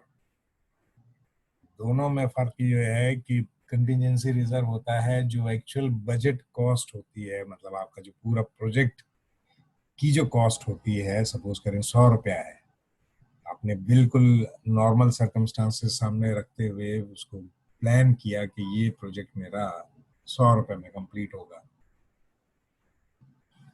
तो उस 100 रुपये के ऊपर जब आप 10 से 15 रुपए उसके ऊपर ऐड करते हैं तो वो कहलाता है कंटिंजेंसी रिजर्व। और उस ऑन टॉप ऑफ दैट 110 और 115 रुपीज अगर आपने 5 रुपए और ऐड किया तो वो कहलाता है मैनेजमेंट रिजर्व। ये रिक्वायर्ड कॉस्ट मैनेजमेंट और प्रोजेक्ट बजट मैनेजमेंट, ये this is not the terminology.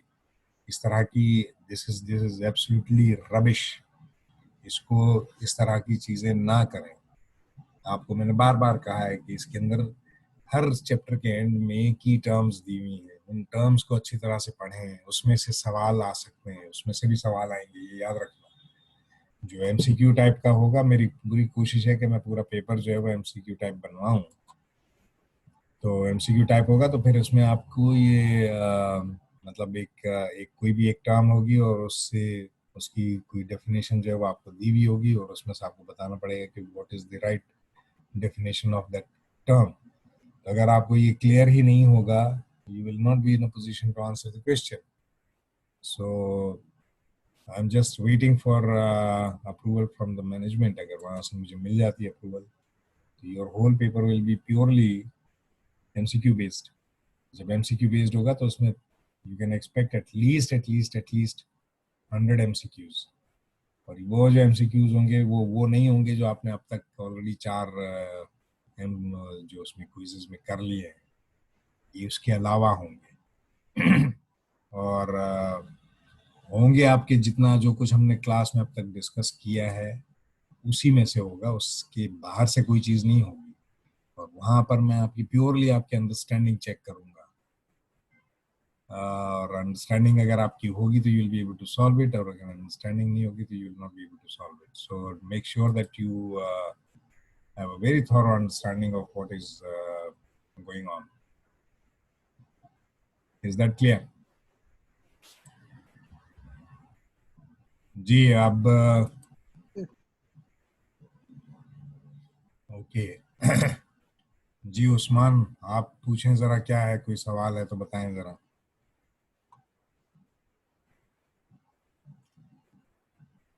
Usman, जब मैं ये पूछ रहा हूँ तो अब आपको इसमें इंतजार नहीं करना है, आपने पूछना है।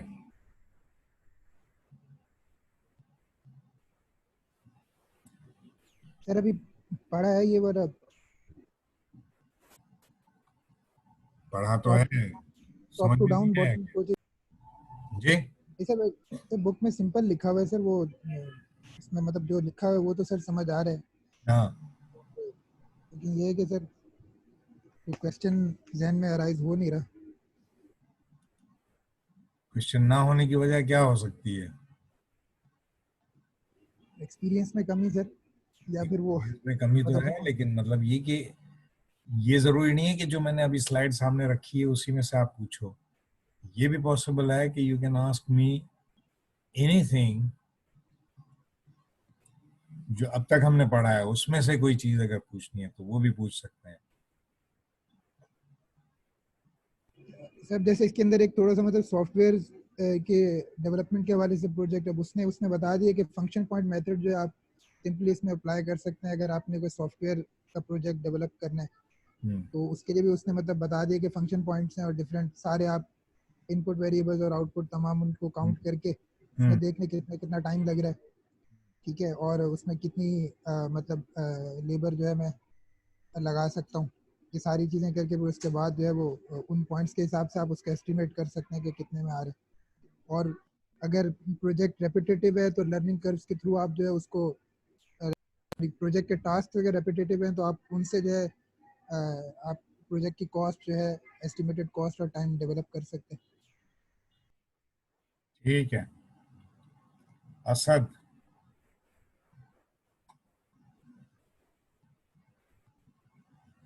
जी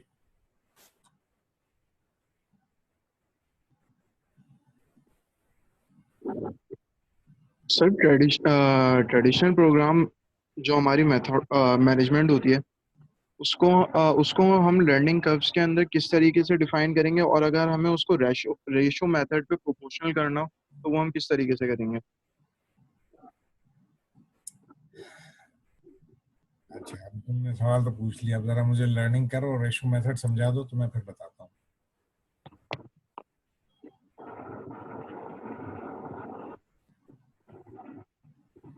ये जो सवाल है ना, ये बेसिकली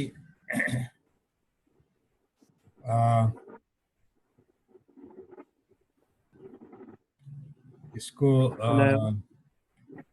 इस लेवल पे इस तरह के एनालिसिस जरा मुश्किल है। ऐसा नहीं है। मैं तुमसे इसलिए ये पूछ रहा हूँ कि पहले तो तुम्हें यही पता होना चाहिए कि रेशो मेथड और लर्निंग कर्व है क्या। रेशो रेशो मेथड में बेसिकली हम फंडामेंटल प्रोजेक्ट किसी भी प्रोजेक्ट की फंडामेंटल कैरेक्टरिस्टिक्स जो होती हैं उसको डिफाइन करते हैं कि उसका साइज कितना है, या वो कितना लंबा चल सकता है, या उसका शॉर्ट ड्यूरेशन क्या है। मतलब हम उसके पॉइंट एग्जैक्टली डिफाइन कर लेते हैं कि वो कहाँ से कहाँ तक होगा। मतलब हमने लिमिट अपनी सेट कर दी, मिनिमम और मैक्सिमम लिमिट, तो ये ठीक है, रेशो मेथड में आ जाता है। ठीक है। लर्निंग कर्व मेरे ख्याल में सर ऐसा नहीं है। रेशो मेथड तो वो आपने किसी प्रोजेक्ट की कॉस्ट निकालने के लिए उसकी पर यूनिट कॉस्ट को जो है वो टोटल प्रोजेक्ट पे मतलब उसको मल्टीप्लाई करके निकालते हैं, ये है रेशो मेथड। जी सही है जी असद। तो तुम्हारी अंडरस्टैंडिंग ये नहीं है जब इसमें आप उस्मान, जब आप मल्टीप्लाई करके जो भी आप कह रहे हो एस्टिमेटेड कॉस्ट, लेकिन उसके लिए भी तो आपको एस्टिमेटेड कॉस्ट की लिमिट चाहिए होती है ना। तो मैं वही बात तो कह रहा हूँ कि आपको एक मैक्सिमम और एक मिनिमम आप ना डिसाइड कर लेते हो अपना स्पेसिफिक पॉइंट, ताकि आप उसी ड्यूरेशन के अंदर उसी के अंदर रह के काम कर सको। फिर आपकी वो कॉस्ट एनालिसिस हो या आपकी वर्किंग एनालिसिस हो, वो कुछ भी हो फिर। अच्छा, ये पहले एक बात ये क्लियर कर लें, हमेशा ये याद रखें कि रेशो का जब वर्ड यूज होगा तो इसका मतलब ये कि इसमें मैथमेटिकल इंटरप्रिटेशन होगी, इसकी इसकी थियोरेटिकल इंटरप्रिटेशन नहीं होती है। तो रेशो से हमेशा जो उस्मान कह रहे हैं that is the right approach, वो बिल्कुल सही कह रहे हैं।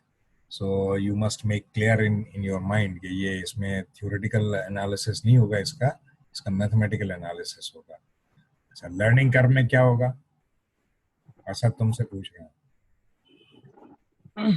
सर लर्निंग कर्व में बेसिकली जो भी आपका जो जो चीजें आप करते जा रहे होते हो उसका एक प्रोग्रेसिव रिपोर्ट होता है। बेसिकली आपने फर्स्ट ड्यूरेशन में क्या किया, सेकंड ड्यूरेशन में क्या किया, थर्ड ड्यूरेशन में क्या किया। थर्ड ड्यूरेशन में आपका टास्क कितना था, वो आपने कितना अचीव किया, और कहीं पर आप डाउनफॉल हो जाओगे तो आपको वो जो ग्राफ बनेगा डाउनफॉल एंड अप डाउन, वो आपका लर्निंग कर्व के अंदर शामिल होगा। हम्म। मतलब जो रिडक्शन रिडक्शन होगी या जो भी होगा, मतलब आपका काम वो हुआ या काम योर वर्क इज डन और your work is not done. Sir वो चीज that all the things depend on the learning curves. ठीक है, तो अब आपका सवाल क्या था कि ट्रेडिशनल क्या था, traditional organization. Sir traditional management, क्योंकि सर हम अजाइल प्रोजेक्ट में ना अपना कॉम्प्लेक्स इंजीनियरिंग प्रॉब्लम जो कर रहे थे उसके अंदर जब हम नेट पे सर्चिंग कर रहे थे और बुक्स कर रहे थे उसके अंदर ये वर्ड बहुत ज्यादा यूज हो रहा था। एक तो ट्रेडिशनल मैनेजमेंट को वो रेफर कर रहे थे प्रोग्राम मैनेजमेंट से। तो मेरा ये भी सवाल था कि प्रोग्राम मैनेजमेंट और traditional management is the same thing और the both were the different things. Traditional management is not the same thing as the program management या project management. Actually जो एजाइल का जो कॉन्सेप्ट है वो नॉर्मल मैनेजमेंट अप्रोच से जरा सा डिफरेंट है। नॉर्मल मैनेजमेंट में जो मैनेजर है वो उसका अपर हैंड होता है, जो नीचे स्टाफ है वो उसको, इसीलिए उसको सबऑर्डिनेट कहा जाता है। जबकि जो एजाइल प्रोजेक्ट मैनेजमेंट है या एजाइल मैनेजमेंट का जो कॉन्सेप्ट है उसमें जो मैनेजर है वो बॉस नहीं होता, वो भी कुलीग होता है। तो वो भी उसी तरह काम करता है जैसे दूसरे काम कर रहे हैं, सिर्फ एक एक फंक्शन उसका ज्यादा होता है नॉर्मल काम से, और वो होता है फैसिलिटेट करना। जो कि प्रोजेक्ट मैनेजमेंट में भी बेसिकली प्रोजेक्ट मैनेजर का काम फैसिलिटेशन होता है, लेकिन प्रोजेक्ट मैनेजर मैनेजमेंट में बहरहाल उसका एक बॉसिंग का एलिमेंट आता है प्रोजेक्ट मैनेजर का। लेकिन एजाइल में बॉसिंग का कॉन्सेप्ट एग्जिस्ट ही नहीं करता। वहाँ पर ग्रुप थिंकिंग ज़्यादा इन्वॉल्व होती है, ब्रेनस्टॉर्मिंग ज़्यादा इन्वॉल्व होती है, और हर वर्क पैकेज को कंप्लीट करने के बाद उसका जो डिलीवरेबल है वो आपको कस्टमर से शेयर करना होता है। ये एजाइल में होता है। तो अब ये जो ट्रेडिशनल प्रोजेक्ट मैनेजमेंट है उससे इसको आगे लेके जाने का मकसद बेसिकली ये था कि जब आप किसी के ऊपर भी, हर इंडिविजुअल जो है वो अपनी लाइफ को अपने हिसाब से जीना चाहता है, लेकिन बहुत सारी जगहों पर वो मजबूर होता है, डिपेंडेंट होता है। तो वो जो डिपेंडेंसी है उससे उसके अंदर फ्रस्ट्रेशन आती है। जब वो फ्रस्ट्रेशन आती है तो वो काम को उस लेवल पे लेके नहीं जा सकता जिस लेवल पे उसे होना चाहिए।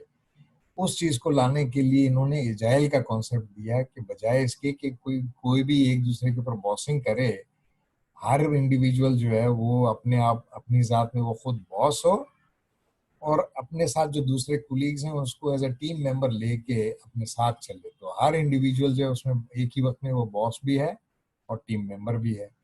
इस तरह से वो लेके आगे जब चीज़ों को चलते हैं तो उससे इनडायरेक्टली आप क्या करते हैं कि उसको, अपनी जो टीम मेंबर है उसको आप फ्री हैंड देते हो। जब वो फ्री हैंड मिलता है उसको तो फिर वो आ, मतलब अगर जैसे हमारे एनवायरनमेंट में स्टूडेंट्स को जब हम फ्री हैंड देते हैं तो वो सोते रहते हैं, चांद रात में जागते हैं, और उसके बाद फिर पूछते हैं कि सर ये असाइनमेंट क्या दिया था, सवाल क्या पूछा था। ये प्रोजेक्ट मैनेजमेंट में या एजाइल मैनेजमेंट में इस तरह की कॉन्सेप्ट्स नहीं होते हैं, इसलिए कि उसका एक टाइम ड्यूरेशन फिक्स है, जबकि आपका जो सेमेस्टर उसका भी टाइम ड्यूरेशन फिक्स है। आपको इस पूरे सेमेस्टर को एज अ प्रोजेक्ट लेके चलना चाहिए, लेकिन हम जिस तरह से जो नॉर्मल हमारी प्रैक्टिस है हम उसी तरह लेके चल रहे हैं कि चांद रात में आँख खुलेगी किसी से, अब सुबह तो इम्तिहान है, अब हम करें तो क्या करें। अब जैसे बहुत सारे जो है आज आज अभी ये क्लास के बाद जागेंगे कि यार अब हमने रिपोर्ट कंपाइल करके सबमिट करनी है, क्योंकि 4 बजे के बाद आपकी रिपोर्ट सबमिशन टाइम जो है वो खत्म हो जाएगा सीईपी तो हम ये कह सकते हैं कि सर हम ये कह सकते हैं कि ज्यादातर इंजीनियरिंग प्रोजेक्ट जो है वो एजाइल की तरफ जो है, एजाइल प्रोजेक्ट मैनेजमेंट की तरफ मतलब फोकस उससे उस मेथोडोलॉजी से जो है होने चाहिए। नो, जैसे फॉर एग्जांपल ये रोबोटिक आर्म है, ये रोबोटिक आर्म अगर हम कह लें। नहीं, मैं ये इसको इस तरह से नहीं कहूँगा। ये सिर्फ इंजीनियरिंग प्रोजेक्ट्स के हवाले से बात नहीं हो रही है। यहाँ पर हम तमाम किस्म के जो प्रोजेक्ट्स हैं, हर प्रोजेक्ट को आपने एजाइल के तौर पे लेना होता है। एजाइल के तौर पर लेंगे तो you will be ending up in a very very successful project strategy. इसीलिए तो अब जाके एजाइल को इसमें इन्होंने पीएमआई ने पीएमपी में एजाइल को इंक्लूड किया है। इससे पहले तक एजाइल जो है वो पार्ट ऑफ पीएमपी सर्टिफिकेशन नहीं था। तो इतने देर के बाद आने का मतलब ये है कि ये नई स्ट्रेटजी इन्होंने बनाई है, और अब वो उसको इसके साथ इंटीग्रेट कर रहे हैं। अब इसमें इस इंटीग्रेशन के नतीजे में अब जो नई स्ट्रेटजी बन के आएगी that will be very very effective in making projects successful. So this is agile method जी। एजाइल मेथड जो है, एजाइल मेथोडोलॉजी जो है वो ज्यादातर कस्टमर फोकस्ड, मतलब ये आपने कस्टमर की सेटिस्फेक्शन जो है उसकी नीड है ज्यादातर। और जैसे प्रोजेक्ट फॉर एग्जांपल अगर हम ये जो प्रोजेक्ट, ये जो कस्टमर की सेटिस्फेक्शन जो है वो तो ट्रेडिशनल प्रोजेक्ट मैनेजमेंट में भी customer satisfaction was important, sir लेकिन लेकिन वो तो उसमें जब प्रोजेक्ट कंप्लीट हो जाता था तब आप प्रोजेक्ट को हैंड ओवर करते थे कस्टमर को।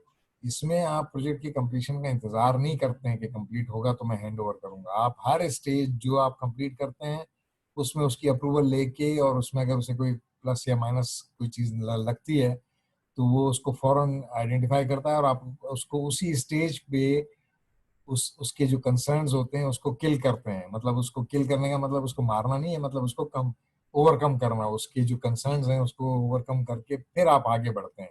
तो इससे जो आपकी जो ओवरऑल प्रोजेक्ट की जो क्वालिटी है वो इम्प्रूव होती है एजाइल में। ये है मैं डिफरेंस। यही सर मैं यही कह रहा हूँ, लेकिन फॉर एग्जांपल अगर एक ब्रिज की कंस्ट्रक्शन है, अब उसमें कस्टमर तो सारी मतलब वो पॉपुलेशन है ना, अब आप हर एक को तो उस हिसाब से सेटिस्फाइड, एक ब्रिज की नहीं कंस्ट्रक्शन है करेंगे, आपने बिल्कुल नहीं करेंगे, बिल्कुल सही कह रहे हैं। लेकिन वो जो ब्रिज है वो बनवा कौन रहा है? वो बनवा रही है गवर्नमेंट।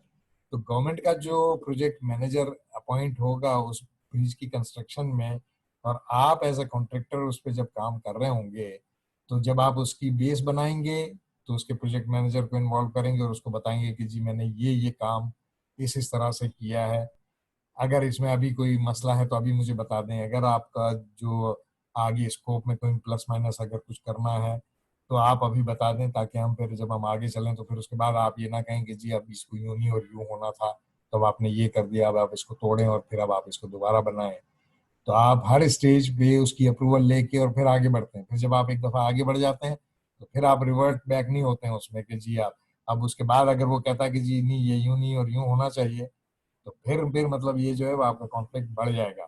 इसमें फिर आपके जो सामने वाला जो नॉर्मली हमारे एनवायरनमेंट में एजाइल का नॉर्मल प्रोजेक्ट मैनेजमेंट भी जो है वो उस तरह से इम्प्लीमेंट नहीं होती है। इसकी वजह ये है कि यहाँ पर हम लोगों का पूरा फोकस होता है कि मैं इसमें से पैसे कैसे बनाऊं, जबकि जो एक्चुअल जो प्रोजेक्ट मैनेजमेंट होती है उसमें पैसे बनाना फोकस नहीं होता, प्रोजेक्ट क्वालिटी वाइज कंप्लीट करना जो है वो फोकस होता है।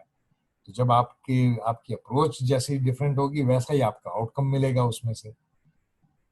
जी है। एसल बेग, मैं अभी दोबारा आपकी तरफ आता हूँ। एसल आप पहले सवाल पूछो। सर बस मुझे भी यही पूछना था सर, ये एजाइल और ये ये जो वाटरफॉल दो। अप्रोच है ना, दिस इज वेरी रॉन्ग कि यही पूछना था। यही नहीं नहीं पूछने सर, का मतलब, इसका मतलब ये है कि तुम्हारे आपने कोई सोच है ही नहीं, इसका मतलब।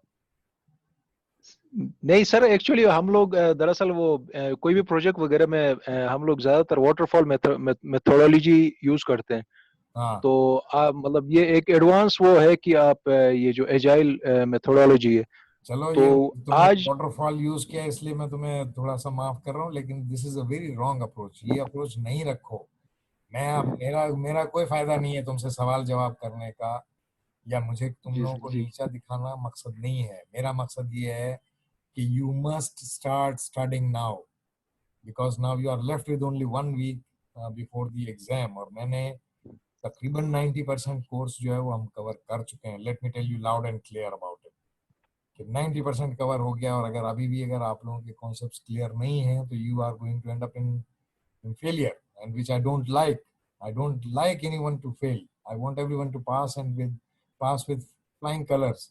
लेकिन उसके लिए जरूरी है जी कि sir. You must come up with questions. ऐसे क्वेश्चंस पूछो जिससे लगे कि हाँ तुमने कुछ पढ़ा है। तो वाटरफॉल स्ट्रेटजी जो है वो बिल्कुल सही है कि जब वो पानी गिर जाता है तब आप जो है उसको मतलब अपने कस्टमर को बताते हैं कि जी अब प्रोजेक्ट कंप्लीट हो गया है। तो अब तो बहरहाल जी जुबैर।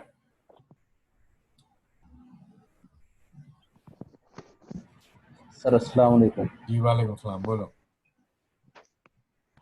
सर ये जो एपोर्शन मेथड है ना जी सर, ये रेशो मेथड का थोड़ा एडवांस फॉर्म है, लेकिन इसमें ये जो नीचे एक एग्जांपल दी हुई है सर, वो समझ नहीं आई सही से। ये बैंक वो जो अगर आपको घर बनाना है और जो है ना उसके लिए आपको लोन चाहिए, तो ये इसने जो वो बताई हुई है वो सही से मुझे प्रॉब्लम हुई है, उसमें समझ नहीं आई मुझे उसकी वो बात एग्जांपल। बस ये सवाल जी क्यों समझ में नहीं आया ये नहीं पता।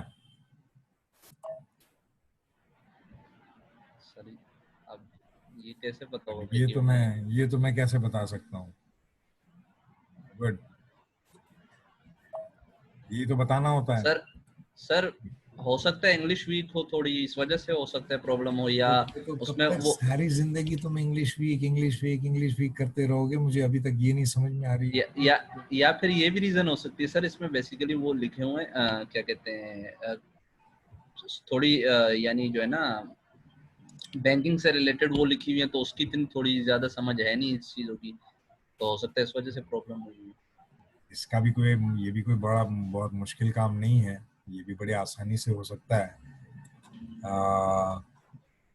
लेट मी चेक, मैं पहले इसको ज़रा खोल के देख लूँ कि तुम्हारा जो सवाल है मैं उसको पहले समझूं, क्योंकि मुझे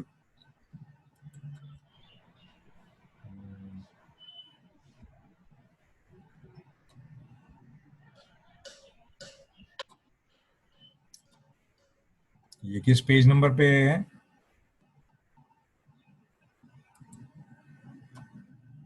जी सर पेज 154, पेज 154 पे सर, ये रेशो मेथड से अगला जो अपोर्शन मेथड है ना। हाँ, एक मिनट में आ गया ना, मैं खोल लिया है उसको। 154। यस सर, ये वाला? जी सर। ओके। ये जो सेकंड पैराग्राफ शुरू हो रहा है पेज पे, इसमें लिखा हुआ है ये पूरा। अच्छा जी, ये कहता है this method is an extension to the ratio method. Extension का मतलब ये कि उसी से आगे बढ़ाने की बात है। पोर्शन इज, यस सर, वो तो समझ आ गया, ये जो पढ़ एग्जांपल लेने नीचे दो ना, दिए ना थोड़ा वो सा समझ मुझे भी तो लिया। पढ़ लेने दो यार। अच्छा ठीक है तुम तो सर। मेरे सर पे सवार हो गए फौरन ही, थोड़ा सा मुझे भी पढ़ लेने दो। Closely follow past projects and features and costs, and given good historical data, estimates can be made quickly with a little effort and reasonable accuracy. This method is very common in projects that are relatively standard but have some small variation or customization. Anyone who has borrowed money from a bank to build a house has been exposed to this process. Given an estimated total cost for the house, banks and the Federal Housing Authority authorize pay to the contractor by completion of specific segments of the house. For example, foundation might represent 3% of the total loan, claiming 25%, electric, plumbing and heating 15% payments are made as these items are completed. An analogous process is used by some companies that portion costs to deliver deliverables and work breakdown structure. बहुत आसान है, इसमें मुश्किल क्या था? इसमें मुश्किल कुछ भी नहीं है, सिंपली इसको यूं समझो, ये पोर्शन जैसे घर घर होता है, तो उसमें अगर एक कमरा है, सपोज करें जी 20 बाय 20 का, अगर आप उसको 10 बाय 10 के दो बनाने हो तो आप एक इसमें दीवार खड़ी कर देते हैं, ये क्या हो जाता है, दो पोर्शन बन जाते हैं। इसी तरह से यस जो आपकी पूरी जो प्रोजेक्ट कॉस्ट होती है, सपोज करें जी 1 लाख रुपया है, तो वो 1 लाख रुपया या 1 करोड़ रुपया अगर प्रोजेक्ट कॉस्ट है, तो आप पूरी कॉस्ट, आपका जो वो है प्रोजेक्ट मैनेजर, उसको आप पूरी कॉस्ट उठा के एक साथ नहीं दे देते हैं। आप उससे ये कहते हैं कि जी इतना काम कंप्लीट होगा तो मैं इतने % तुम्हें पेमेंट करूंगा, इतना काम कंप्लीट होगा, ये काम कंप्लीट होगा तो तुम्हें इतने % पैसे मिलेंगे। ये कहलाता है अपोर्शनमेंट। तो ये इससे बेसिकली आप इनडायरेक्टली अपनी जो प्रोजेक्ट कॉस्ट है उसको कंट्रोल कर रहे होते हैं, तो आप एक साथ सारे पैसे नहीं देते, ये है अपोर्शनमेंट। इसमें बैंकिंग वाला कॉन्सेप्ट भी इतना ज्यादा कोई वो नहीं है। बैंक भी सर जो लेकिन है, बैंक भी जो है, जब आप जैसे अगर कोई प्रोजेक्ट लगाते हैं, जैसे इवन ये वर्ल्ड बैंक आपको जैसे डैम बनाने का प्रोजेक्ट देती है, डैम बनाने के लिए आपको लोन देती है, तो लोन का जो पैसे अमाउंट होते हैं, जो गवर्नमेंट कहती है ना कि जी हमने वर्ल्ड बैंक से जी इतने बिलियन डॉलर हमें मिल गए, तो मिल नहीं गए होते हैं, वो राइटिंग में मिले होते हैं। वो जैसे जैसे आप कंप्लीट करते जाते हैं और उसकी रिपोर्ट सबमिट करते जाते हैं, वैसे वैसे वो पैसा जो है वो रिलीज करते जाते हैं, एक साथ सारा पैसा नहीं दे देते। एक साथ सारा पैसा देने से नुकसान क्या होगा? एक साथ सारा पैसा अगर बैंक आपको दे देगा तो आप क्या करेंगे, उस पैसे को रखेंगे आप बैंक में, उसके ऊपर जो इंटरेस्ट आएगा वो आप लगाना शुरू करोगे प्रोजेक्ट के ऊपर। तो इससे क्या होगा कि आपको जो प्रोजेक्ट की एक्चुअल कॉस्ट है वो भी मिल जाएगी, और ये जो सारा पैसा है वो भी आपके पास इंटैक्ट रहेगा। आपने उसके जो इंटरेस्ट मिलना था उस अमाउंट के ऊपर, उससे आपने पूरा प्रोजेक्ट कंप्लीट करके उसको हैंड ओवर कर दिया। तो उस चीज से बचने के लिए वो पैसा जो है वो, जैसे अगर मैं ये जब बात कर रहा हूँ तो ये बेसिकली हम जो कि करोड़ों और अरबों में बात होती है, मिलियंस में होती जी जी है। सर, मैं समझ रहा हूँ। मिलियंस का जो इंटरेस्ट होता है वो भी फिर लाखों में होता है।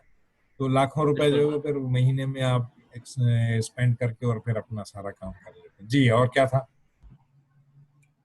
अच्छा सर, वो जो है ना, मैंने ये एक एजाइल से रिलेटेड एक ये पूछना था कि हाँ, सर एजाइल मेथडोलॉजी जो है वो तो हम अगर आजकल कॉमन देखें तो हमारे पास यूज नहीं होती, क्योंकि हमारे पास जब भी कोई आप देखें मार्केट में कोई भी प्रोडक्ट उठा लें या कोई भी चीज़ देख लें तो वो मोस्टली क्या होता है कि वाटरफॉल मेथडोलॉजी के एंड प्रोडक्ट हमें गिवन किया जाता है, यानी दिया जाता है। एजाइल के थ्रू यानी ऐसा तो कभी नहीं हुआ कि किसी कंपनी ने अपना जो है ना कोई प्रोडक्ट आधा, यानी आधा तो नहीं, यानी एक उसका इनिशियल वो प्रिपेयर किया और मार्केट में लॉन्च कर दिया, उसके बाद उसका नेक्स्ट करते रहे हों, ठीक है, उसको फीचर्स और बढ़ाते रहे, या वो होता यही है कि वो एंड प्रोडक्ट देते हैं हमें। तो सर फिर ये एजाइल मेथोडोलॉजी तो इतनी काम की ना हुई ना, ये तो अभी फॉलो नहीं हो रही हमारे पास। No, this is a very very wrong approach, very wrong approach. अब मैं तुम्हें बताऊं, कीट का ही स्टूडेंट जिसका मैंने एजाइल का जो वीडियो मैंने अपलोड की है, वो कीट का ही एक स्टूडेंट है जो यहाँ से पास आउट हुआ है। उसने अपनी कंपनी खोली है, डिफेंस में उसका ऑफिस है, और ये जो वीडियो है पूरी वो उसने बनाई है। और उसने, मैंने प्रैक्टिकली खुद जाके देखा है उसके ऑफिस में कि उसने एजाइल मेथोडोलॉजी को इम्प्लीमेंट किया है अपनी ऑर्गेनाइजेशन में। और अपनी ऑर्गेनाइजेशन में जब उसने उसको इम्प्लीमेंट किया है तो उसकी जो पूरी जो टीम है वो उसके साथ, और उसके उसके अंडर में एनईडी के 10 स्टूडेंट्स जो हैं उसके अंडर में काम कर रहे हैं इस वक्त। तो ये मत, यस ये सर, ना वो कहें। वीडियो चेक की है मैंने, वो वीडियो जी चेक की है जी। सर, वो वीडियो चेक की है, उसमें उसने बताई है, ये सारी डिटेल बताई है, मैंने हाँ, चेक की है। तो ये मतलब मैंने जब आपको, जब ये मैंने तुम लोगों को ये शेयर की है, उसका रीजन भी मैंने यही बताया। जो एक्चुअल आपको मोटिवेशन देनी थी उस पूरी कहानी में, वो यही थी कि देखें, this is very very important कि एक बंदा उस लेवल पे इस वक्त पहुंचा हुआ है कि जहां पर मतलब वो चीजों को इस तरह से देख रहा है। तो अगर वो कर सकता है तो व्हाई नॉट यू? आप भी कर सकते हो। आपके अंदर भी खुदा ने उतनी सलाहियत दी है जितनी उसके पास है। And you must make use of your level of understanding. अगर आपका लेवल ऑफ अंडरस्टैंडिंग कम है, कोई बात नहीं है, यही वो टाइम है जिसमें आपने उसको इम्प्रूव करना है। And you must improve your understanding. और इन सारी चीजों को जो आप यहाँ पर सीख रहे हो उसको प्रैक्टिकली अप्लाई करना सीखो। सर मुझे अगर ये यूनिवर्सिटी चल रही होती और उसमें अगर हम होते इस वक्त, तो मैं उसको प्रैक्टिकली आपके सामने ला के खड़ा कर देता और उससे कहता कि अब तुम बताओ कि क्या है ये। तो अब आपको समझ में आता है कि कितना इफेक्टिव टूल है ये एजाइल प्रोजेक्ट मैनेजमेंट। इस वक्त मेरा एक कजन है अमेरिका में इस वक्त, वहां पर वो एबट कंपनी में जॉब करता है और वो ये एजाइल पे ही काम कर रहा है। जिस तरह यहाँ पर अभी हमें तुम लोगों ने जिस तरह सवाल किए कि जी ये तो फिर इतना इफेक्टिव मेथड नहीं हुआ, वहां पर अमेरिका में भी उस वो कहता है कि मैं जब इसको इम्प्लीमेंट करने की कोशिश करता हूँ तो मेरे जो नीचे वाले जो लोग हैं वो मेरे खिलाफ खड़े हो गए हैं कि ये मतलब पता नहीं कौन सी स्ट्रैटेजी लेकर आ गया, हमें तो मतलब इस तरह काम करने की आदत नहीं है, और ये है और वो है। तो ये जो चेंज का जो इशू है वो मतलब सिर्फ यहाँ पर नहीं है, ये पूरी दुनिया में है। लोग जो हैं वो अपना कंफर्ट जोन कभी भी छोड़ने में इंटरेस्टेड नहीं होते, लेकिन जो लोग कंफर्ट जोन छोड़ देते हैं वो आगे बढ़ जाते हैं। जो कंफर्ट जोन में रहने के आदी होते हैं वो फिर आगे नहीं बढ़ते, वो उसी के अंदर घूमते रहते हैं। सो इसको इसको इस सेंस में ना देखें, इसको इस सेंस में देखें कि you are going to get something out of it, and this is a very effective tool for improving your project management strategy. Sir ji देखें, वो तो ठीक है, बात समझ आ गई मुझे कि एजाइल से हमें ये एक बेनिफिट मिलता है कि हमें बिल्कुल एक्यूरेसी मिल जाती है, यानी जो कस्टमर की नीड होती है उसको हम 100% तो नहीं तो 99% सेटिस्फाई कर देते हैं कस्टमर बिल्कुल को। सही है। लेकिन मैं कह रहा ये हूँ कि हमारे जो ये प्रोडक्ट्स आ रहे हैं मार्केट में जितने भी आते हैं, असल में प्रोजेक्ट्स क्या करते हैं, वो एक प्रोडक्ट क्रिएट करते हैं ना कस्टमर्स के लिए। जी तो मैं कह रहा हूँ कि जो हमारे पास अभी तक प्रोडक्ट आ रहे हैं वो एजाइल के थ्रू नहीं हो रहे हैं, यानी ऐसा तो नहीं हो रहा ना कि एजाइल को फॉलो कर रहे हैं फिलहाल, यानी एजाइल की फॉलोइंग अभी नहीं है इतनी, ये नया काम है। तो कोई ऐसा एग्जांपल है आपके पास, कोई ऐसी वो है कि ये प्रोडक्ट जो है एजाइल के थ्रू आया मार्केट में? मैं ये पूछना चाह रहा हूँ। इसकी इस जो जो ये बंदा है जो हमारा कीट का स्टूडेंट है, उसकी कंपनी का नाम है मक्स लाइफ, MUXLIFE, मक्स लाइफ। इसको जाके चेक कर लो, वहां पर उसने जो प्रोडक्ट बनाई है वो एजाइल से ही बनाई है। अच्छा ठीक सर, ठीक। ये मतलब इसकी लाइव एग्जांपल है, हमें कहीं और भी नहीं जाने की जरूरत है। ठीक है हक्स सर, ये लाइफ हाँ की वेबसाइट चेक करो, वहां पर उसने ये जो IoT के ऊपर उसने एक जो स्विचेस हैं वो बनाए हैं, और वो उसकी पैकिंग और ये सारी चीजें आप देखें, वो स्विच आपने कुछ भी नहीं करना, मार्केट उससे खरीदना है, शायद उसकी 10,000 रुपीज उसकी प्राइस है, वो ला के अपने जो मेन सॉकेट है आपका वहां पे आप लगा दें, तो आपके पूरे घर की लाइटिंग ये वो सारी जो है आप अपने मोबाइल से कंट्रोल कर सकते हैं। ये उसका कारनामा है, और ये ठीक सारी है सर। उसने कीट से ही पढ़ के पास आउट हुआ है। तो ये वो बंदा है जिसको जब मैं पढ़ा रहा था, तो ट्रस्ट में आई एम टेलिंग यू, मुझे इसमें झूठ बोलने में बल्कि मुझे फख्र महसूस होता है कि मेरा एक स्टूडेंट ऐसा भी है जिसके सवालों से मैं डरता था। ऐसा स्टूडेंट फिर मुझे अभी तक नहीं मिला। ये जब क्लास में आता था तो मैं दुआ करता था कि अल्लाह करे ये कोई सवाल ना पूछे, बाकी किसी ने भी कोई सवाल पूछना हो तो मुझे कोई इशू नहीं है। ये मैं बात क्यों कर रहा हूँ, मैं इसलिए कर रहा हूँ कि इस तरह के जो स्टूडेंट्स होते हैं वो बेसिकली टीचर को चैलेंज करते हैं। अब उसकी अब मैं जब ये बात कर रहा हूँ, तो जब मैं उसके साथ भी बैठा होता हूँ, तो वो ऐसा नहीं है कि जब वो उसने अपने कॉलर खड़े कर लिए, वो अभी भी मेरे साथ उसी तरह हम्बल तरीके से मिलता है। और मैं उसे जब बुलाता हूँ, जहाँ बुलाता हूँ, वो बिल्कुल वन गो में मेरे पास आ जाता है। क्यों आता है? इसीलिए कि he has learned something from me, and I have learned a lot many things. Trust me, I'm telling you, I have learned too many things from him. He is such a wonderful person. और मेरा तो ये है कि अगर इंशाल्लाह अल्लाह करे कि अगर हालात सही होते हैं तो आपके 8वें सेमेस्टर में भी अगर होंगे तो मैं उसको बुलवाऊंगा और आपसे मिलवा सकता हूँ। तो इंशाल्लाह, so this is it for my side today, and hopefully inshallah next week is your exam week, so we are not going to meet next week. जो एग्जाम का जो फॉर्मेट है, it will be uploaded on LMS, mind it LMS को आपने check करना है, वहां पर मैं अपलोड कर दूंगा, and whatever it is you will get to know as and when it is completed. So good luck with your midterm exam, and I'm hoping for you to get flying colors in your exam. Thank you for your time, and Khuda Hafiz.